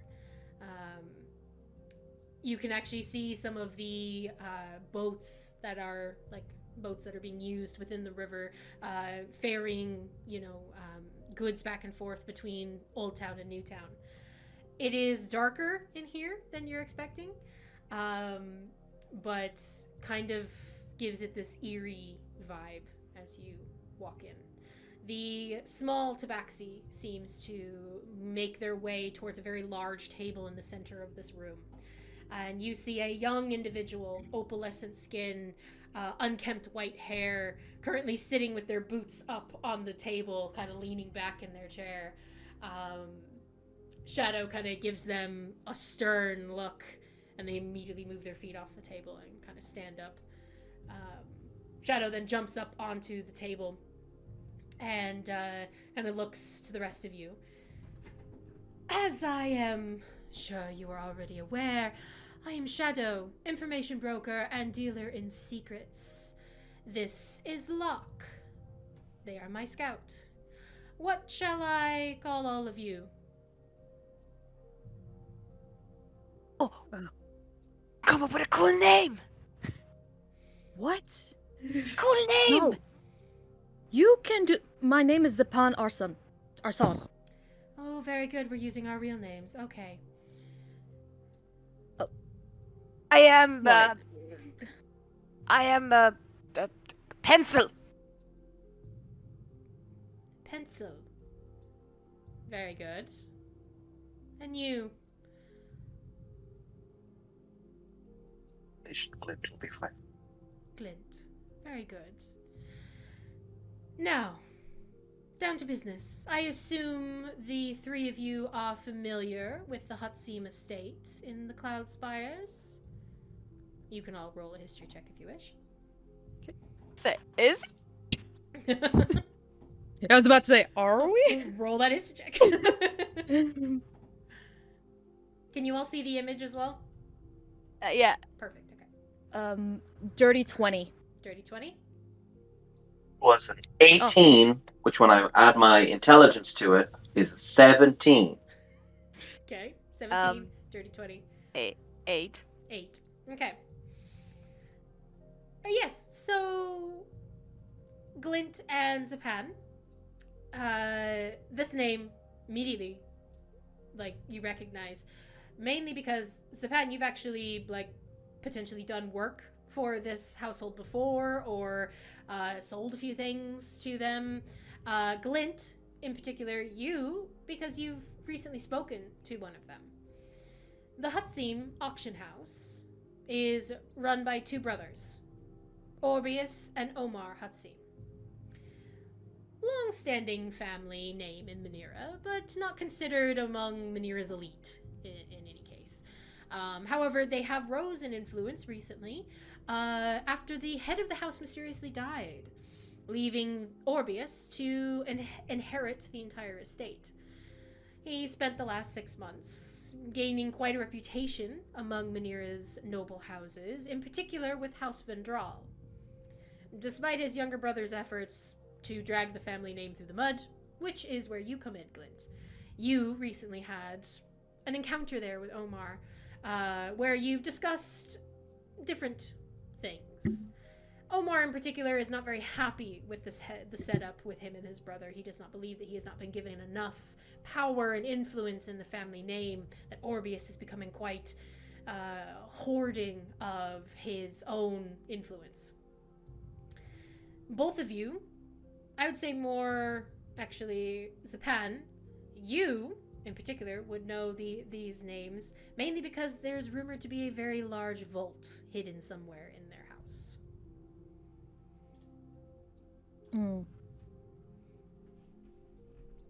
Shadow looks to all of you expectantly. You're looking to hit the auction house? Yes, the brothers have recently come into possession of something I want. And almost on cue, Locke, the scout, stands. And you notice, because all of your passive perceptions, even you, Pallet, this is a kid. No more than about 15. Locke stands. There's kind of a glint off of that opalescent skin as they push over a sketch of a faceted crystal with runic symbols etched into the sides of it. It looks like it could be worth a fortune. Could I make an Arcana check about it? You can indeed, yeah. Anybody who wants to make an Arcana check?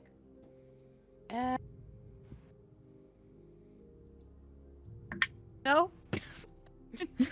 Pallet's like, I'm good. Like, why am I even checking? It's like the fear in your Does voice. Glint, No. or it's fine if you don't. Yeah, Yeah, let's go. Let's go. I'll do it. I got it. Dirty 20. Dirty 20 again. Alright. 9. 9. Right. You see some fish float by on the window, and you're like, oh. It's fair, it's more interesting. Yes, Zepan. You do recognize this gem. Not a well-known jewel, but one that does have quite a dark history, if it's the same one. You recognize this to be potentially a drawing of the Blue Tiger Site gem.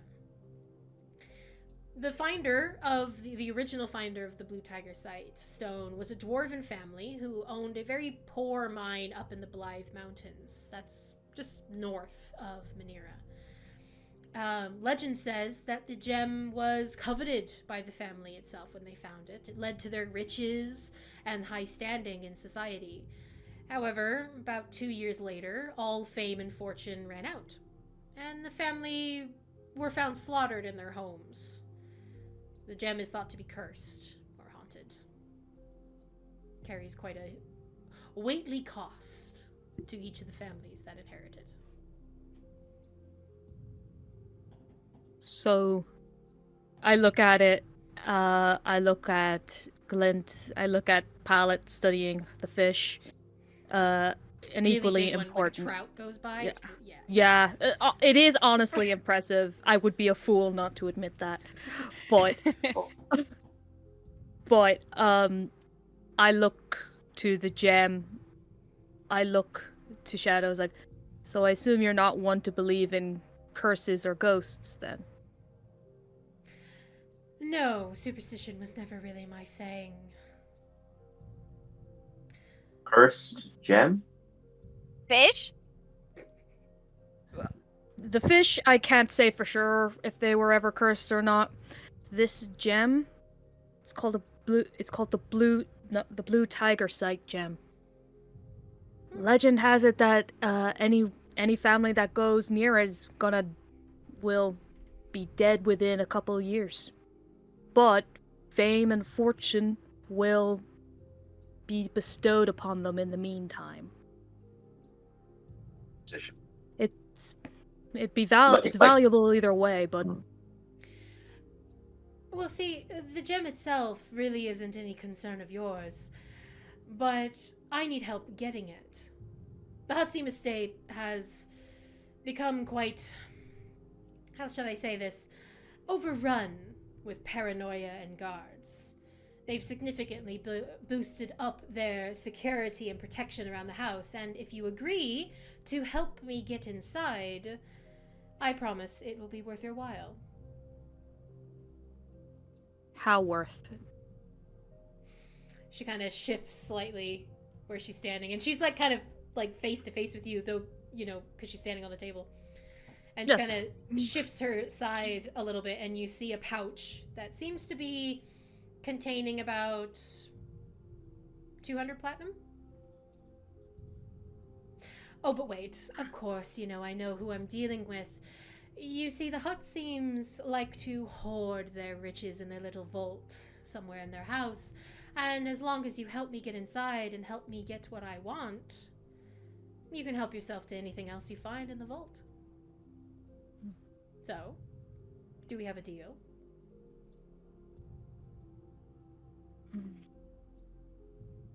What do we know about the security? I need to know if you agree before I lay out everything we have discovered.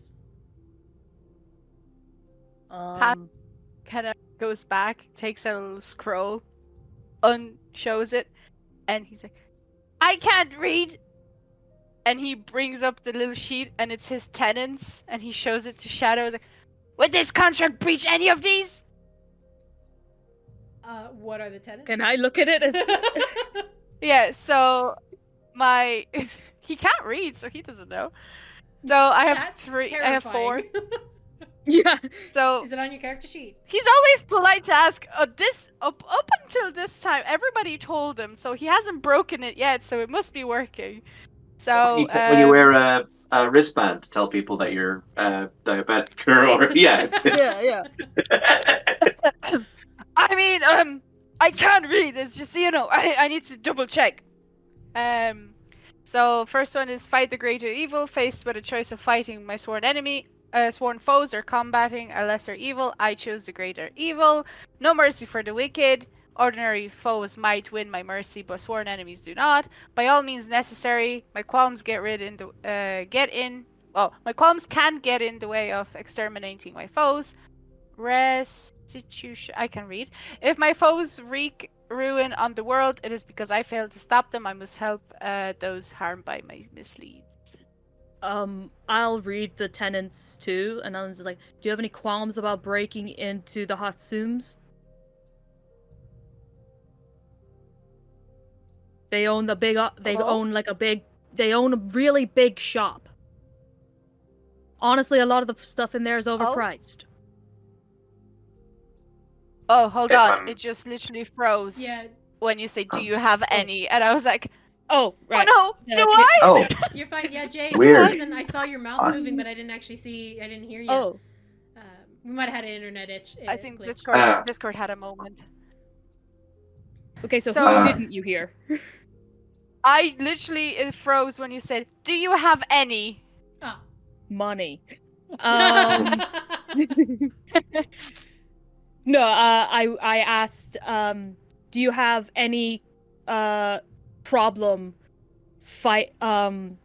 potentially stealing from one of the more strong members, one of the strongest, one of the more powerful families in Minera, who haven't personally done anything to you, but or I I'm suppose gonna more. roll history because I would like to know Did they help? Did this family specifically help when the bad thing happened to Pallet? Did they like give to the charity? Did they help restore the thing? Are you asking me? What? The DM? Yeah, like that's what he's gonna. I'm gonna roll history to see if he remembers. Go ahead, roll history. What's pallet steel? Pallet has a deal. He remembers. He remembers shit. Because this was a history check. Yeah, it was. I'd say I'd give you advantage though on it because. Okay, was gonna thanks. say, Because I'll I give you rolled a 2, so that would be a 4. Yeah, roll with advantage because you're recalling. I was gonna say I would give you Okay. a help action either.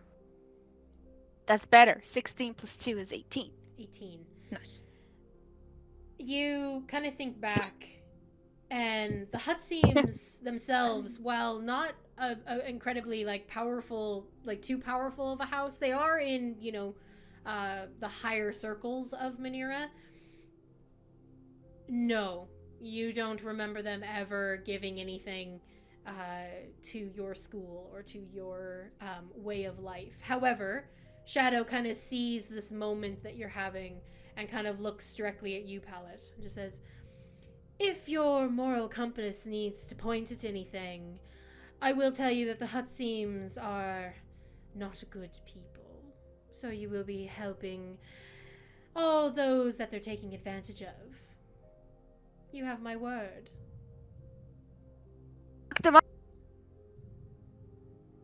Everything.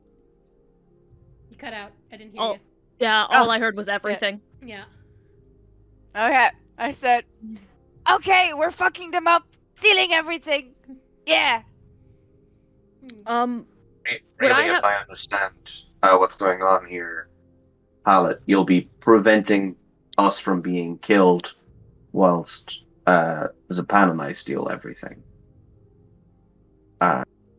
If you want to take stuff too, it's up to Oh, you. by all means, of course, absolutely. I'm just trying to make things easier for you. But it seems like you don't need our assistance. What was it you said? Fuck them up, steal everything? It's Good. essentially the premise. What I'm just trying to speak from. Would I have an idea of if the blue tiger would have any kind of? Would I know if it's actually magical, or is it just like a shiny thing that people think are cursed? With that Arcana check that you made before, and the fact that what your history is, I would say that you in particular would know that there has to be some kind of arcane element to this gem because of the runes.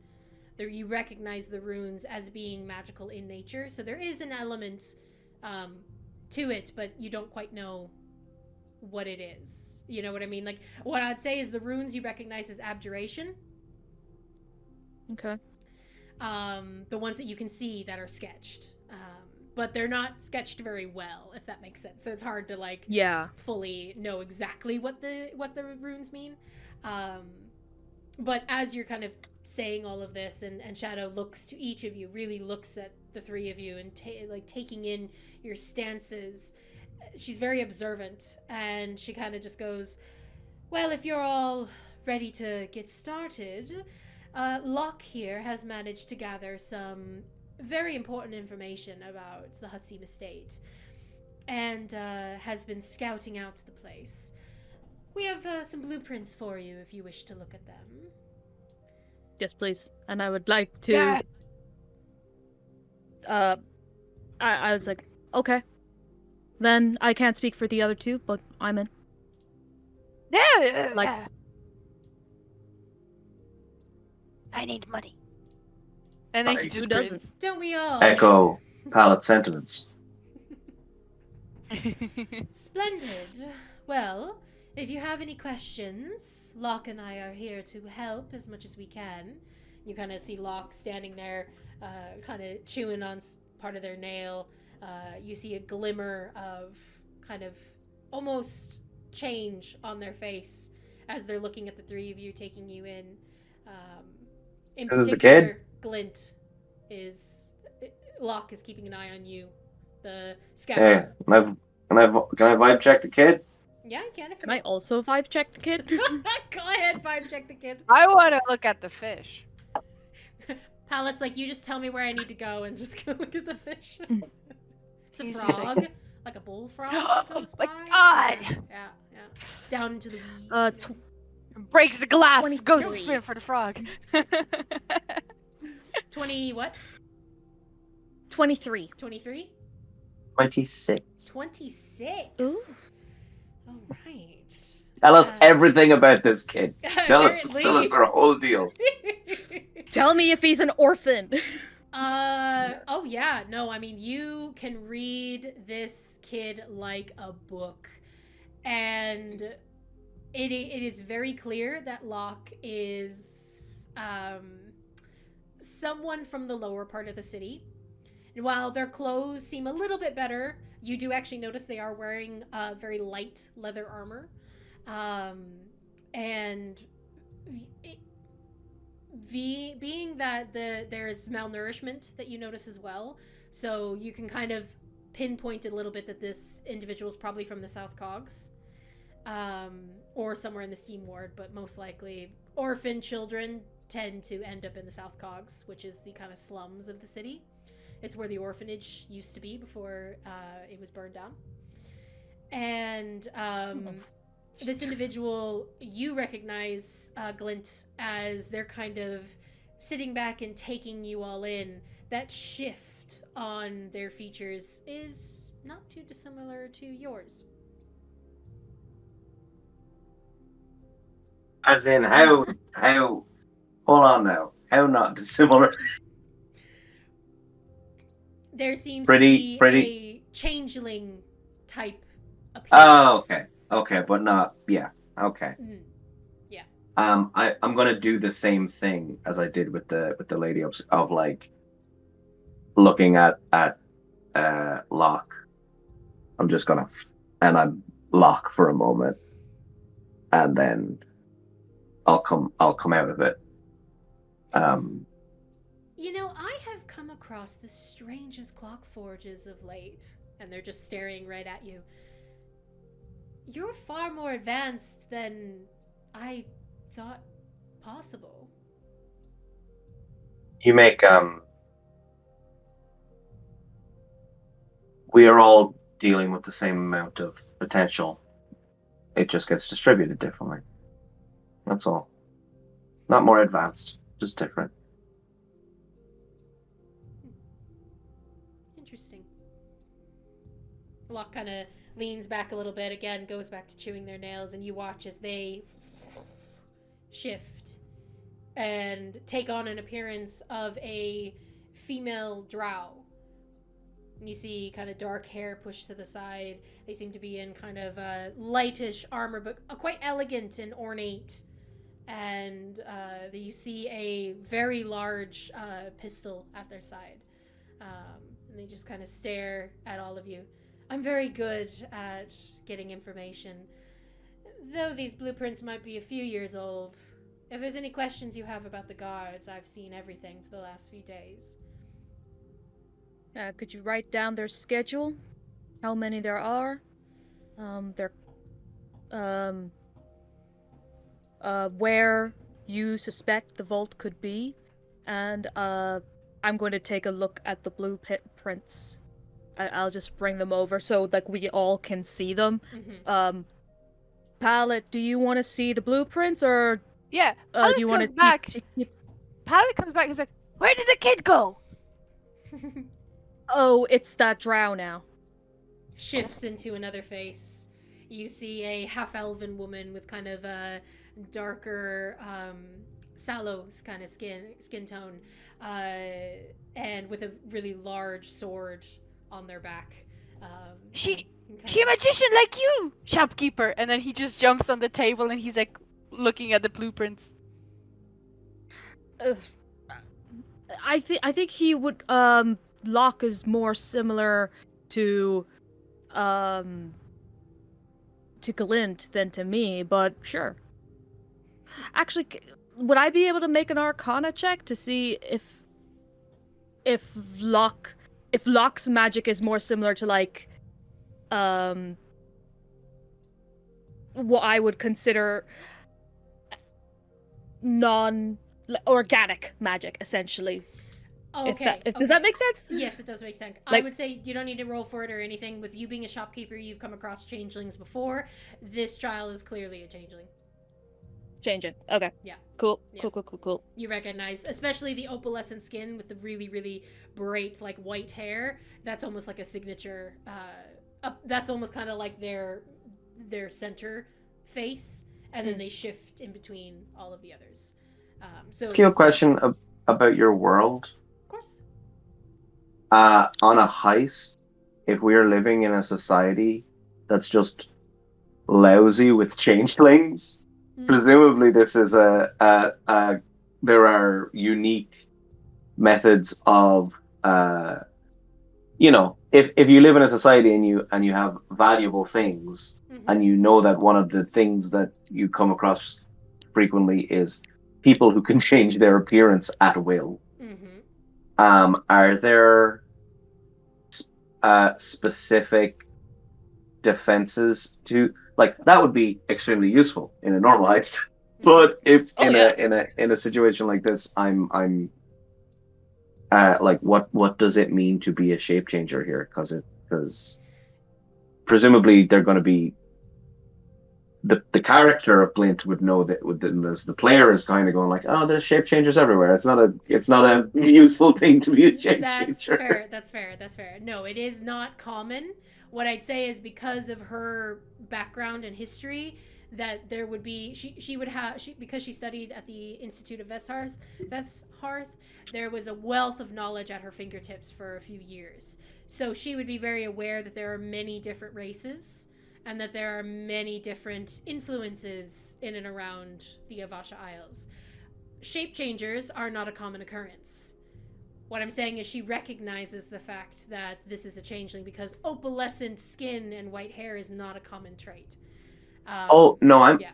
Sorry. I'm not talking about. I'm talking about the world in general. No, I wasn't questioning why she knew it. I understand that she's clever and smart. I'm smart. She studied. Yeah. I'm just wondering why changelings aren't doing crimes all of the time, always. Presumably because people have figured out a way to suss out if you're in a Okay, so you're asking more for like defensive wise. Yeah. Just because we've met 3 people and one of them has been a changeling. So. So there would definitely be defenses against this. In particular, no, see, I don't want to give too much away, but there would be defenses in place, as I'm sure that I'm hoping that you have realized already. Not all shopkeepers are, let's just say, the commoner. They're using a lot of defenses because this is a very advanced city. So you bet your bottom dollar there is way high security. You got to be smart. You got to infiltrate and really think outside the box to outsmart some of these things, because there are, orbs that are seeing eyes that can, detect magic. So there is definitely a higher end form of security that could be potentially that you're up against. Yeah. I think basically as we're like handshaking on this deal, like I just want all of the information. I want like possible exits. I want defenses, both like mundane and magical. Of course. Like, who are the people we could potentially run into, or like somebody we could possibly impersonate? Are there people on the inside? Like all of that type of information. I can send you a list later if you'd like. It's all right. We can go through a few of those things at the moment. So Locke will kind of move forward and just say that Orbius has hired mercenaries from outside of town. The leader is Captain Rye. She's a half-orc, retired gladiator with an attitude. I wouldn't really piss her off if I was you. If I'm being really honest, the estate, the Hutseam estate, is quite a place to come and visit. They have auctions nearly every other day. So during the day, everyone is about. But at night, they have a lot less. I don't want to talk too fast. That's fun. Captain Rye. Raw. And and what does she look like? Well, and he shifts, and you see. I do the same, and then I return. They shift into a shorter than what you're expecting for a half-orc, but a very bulky female half-orc. One of her tusks has been broken off. One of her ears is kind of ratty and to the side. She has kind of this dark, again, sallow almost skin, and looks mean. Just the face on her looks mean. And Locke kind of goes about 3 or 4 more feet on me. Sure. But she doesn't particularly like things during the day, so she's usually asleep at night, or she'll put on the other guards. But if you make too much of a ruckus, she might come after you, so I'd be careful about her, and maybe be quiet. So Captain sleeps at night. Captain sleeps at night. So off duty at night. Yeah. They've recently added dogs, which is unfortunately causing a lot of problems with some of the others, if you want to say that, and thieveries going around in the cloud spires, because dogs can sniff us out a lot easier than just the mechanics. You know, arcane technology and all of that. People have gotten too used to using it, and now they've gone back to using live creatures that can smell me from a mile away, it seems. And he kind of has this look on their face of, ugh, they've been nearly get it. got. I get it. Animals are gross. Just they're dirty. I didn't say animals were gross. I'm just saying their dogs are very smart, and they're very good at what they do. They are, but I also take your point. Okay. There seems to be about Really? 6 or 7 guards outside the estate that I've seen. They've recently added dogs in the front, and Locke points to the front of the estate. Can you all see the map? Sorry, I just want to make sure you can see the map. Oh, I forgot about there was a map. We can. Yeah. So Locke points to the front, and they've also added a dog at the back there. From what I can tell, the X's are definite guard postings. I know there's a few in the garden, one in the front, one at the back, one that goes around the length of the house too, but it's easy to slip in between their particular walk on the ground. There's potentially going to be 2 to 3 inside, but it's hard to know exactly where they are because they can change their post if they wish.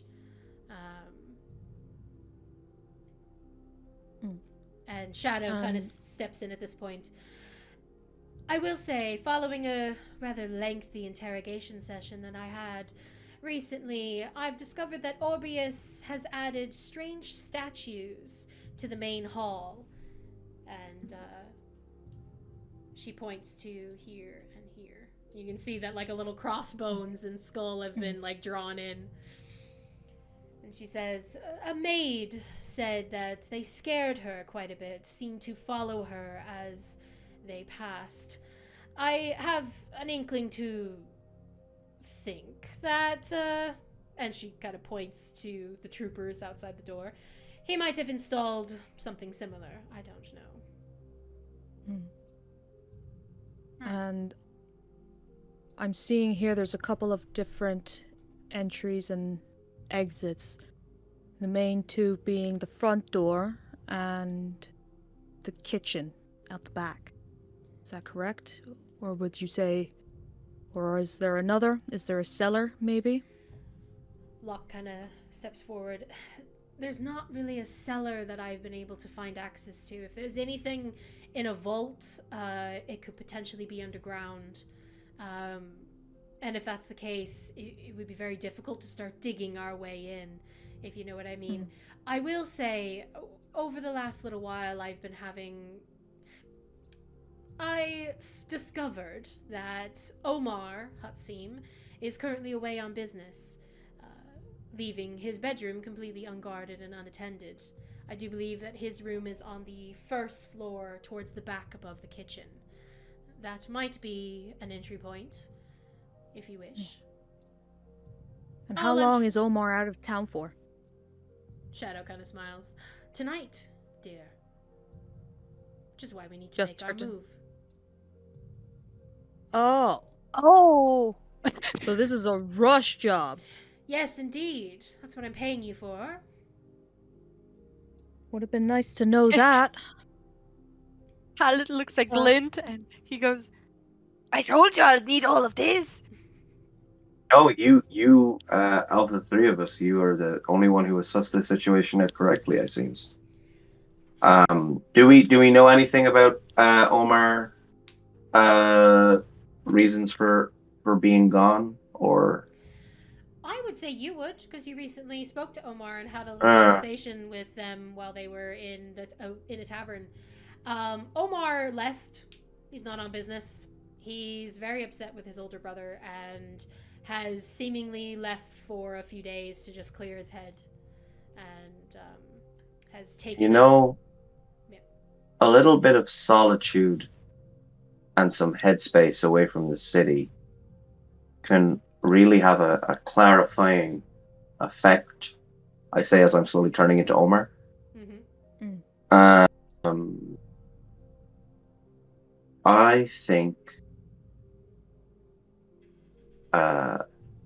think tonight might be one of reconciliation. I think that's a good idea. I give a smile that doesn't suit. I do a smile that doesn't suit Omar's face because I'm still trying to work it out. Omar, do you think you could have hired a couple of new servants?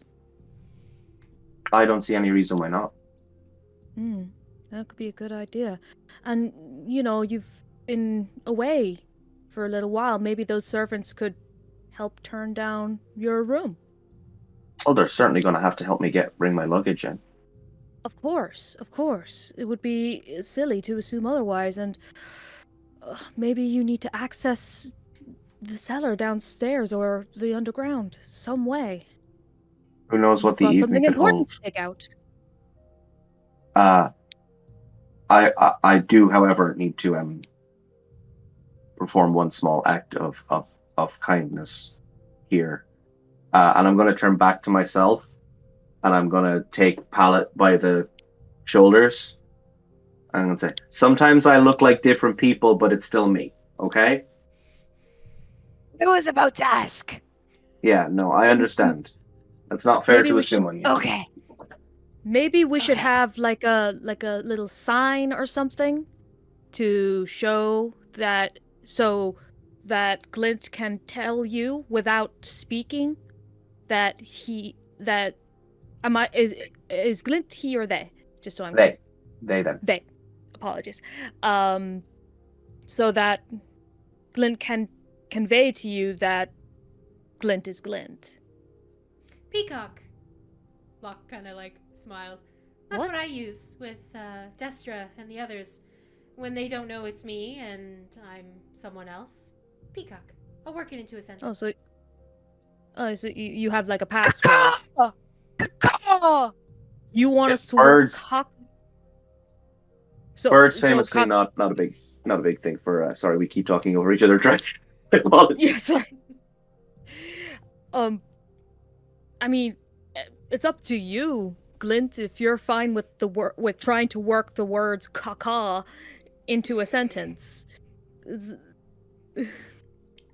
I think I'll just so far what has worked for me is if there is any confusion, Pallet, I will tell you that it's me. It would be a wild thing if somebody else, if Omar shows up and says, "Hi, by the way, Pallet, I'm secretly Glint," that would create a series of problems that are more complex than a misunderstanding of identification. And point at the bird. I will do that, and if there's not a bird handy, I'll That's make what one. I do. I do Yeah, that all we the time.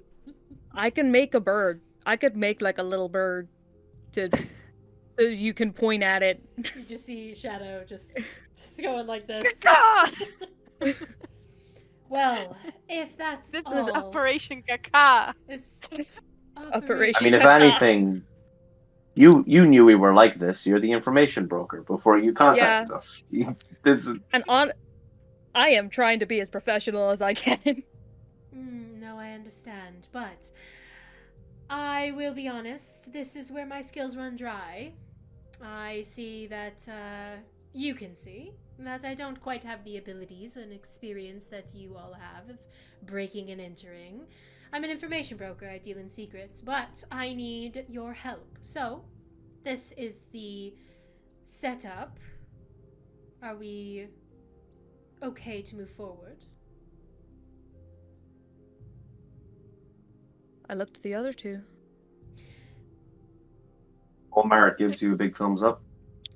Very good, Locke. Your skills are no longer needed. You can return. Locke kind of shifts back into their original changeling form, the opalescent skin, and kind of just gives you all kind of a nod. Don't die. Be really inconvenient since I did all this work. Gives you kind of a smile and then starts to walk away. Okay. You see them shift into a different form as they close the door behind them. Vanishing. But Shadow Locke's kind a of... good kid. Shadow kind of looks to you all. Well, I will say, I do know who you are, and I've been watching you closely for a while. Please, feel free to sort yourselves out. She kind of points over to a table off to the side near the glass, and you see a few items sitting on this table. So, let me see here. Palette. I like items. Palette. You see on the table a very gorgeous greatsword. Ornate silver hilt. Appears to be crafted to look like it's made of dragon scales. The blade itself is strong, light, and flexible, despite being a greatsword, so it'll be quite easy to use. As, just so you know, I'll put this, or I'll send this off to you so you can put it into your character sheet. On a successful hit, the weapon deals an extra 1d4 necrotic damage, as the blade leaves an inky imprint on the enemy. This magical greatsword also crits on a 19 or a 20. And Let's go. It is named Navat's Ire. I thought you were going to say Nirvana, and I was so excited. Nirvana. But I'm like, Nirvana. Oh, that's your husband, right? So, that is your weapon. I will send it to you, and you can put it to your character sheet. It does require attunement. So, you can work with it. You're muted. You're muted, Marta. Am I? Oh, no. No, Marta. I think on Discord. It does look like it's on Discord. How did I do that? If Oh, you no press idea. the... Didn't even press my mouse. Oh, sometimes the space bar also does it. Right. I was talking this whole time. God. Oh no. That's okay. So you said it leaves like an inky kind of trail after it? Yeah, it's like... Oh, you know he's gonna call it Quill, you know. Oh, yeah. Yeah. You can name it whatever nice. you want. Because but it is... his current sword's name is called Palette Knife. That's very Nice. good. That's so cute. I like that. That's awesome. So, Big brain. we move then to Zepan. You see a pair of dark-stained leather boots with an accent of scion in the soles, in the shapes of feathers. These boots boost your speed by 10 feet, grant you the ability to move up and down vertical surfaces. You can hang upside down on a ceiling if you wish. You have a climbing speed equal to your walking speed. However, the boots will lose traction and fully detach if you move over slippery surfaces, such as if it's been covered in ice or oil. So you get the boots of a thief. Oh, that's me. I'm one of those. Wait, you're a thief? Nah. Don't know what Okay, you're talking about. just making sure. Just making sure. All right, and last but certainly not least, Glint, you see a small leather pouch made from what appears to be kind of scaly material. And Shadow kind of goes, I chose those all special for you. Get to open the pouch, and you see 5 uniquely colored darts, each approximately about 2 to 3 inches in length. You have no idea what any of these darts do, but they seem to vibrate with a magical aura and enchantment, as you are now the proud owner of the darts of many things. Using one of these will cause a unique effect that you do not know. Oh, hell yeah. Come on. This is before. One moment. You picked these out specially for me. Could you tell me exactly what each of them does, how your selection process works? That's what I enjoy about them. They like to change, kind of like your memory. May I give you a quick piece of feedback? No. No. I like woof. Oh, fine, go on. Correct. Do you want the gem, right? You want the blue tiger sight. Well, so far you've hit us. You've controlled our friend's mind, and is it about the game or is it about the gem? Both answers are valid. I'm just curious. Why are you so interested? Would Well, you not just want the gold? I see. That would be information. Interesting. My apologies. It won't happen again. Good.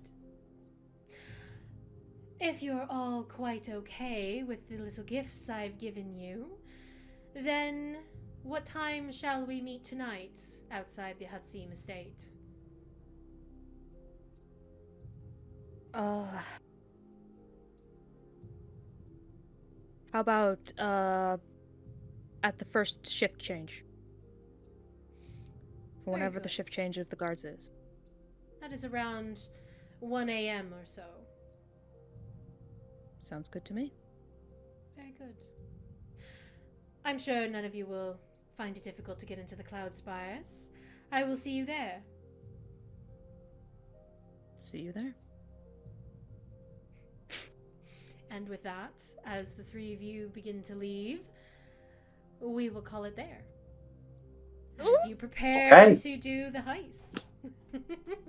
So, thank you all so much for joining us. Please do not forget to come see the rest of this live show on the 21st of October.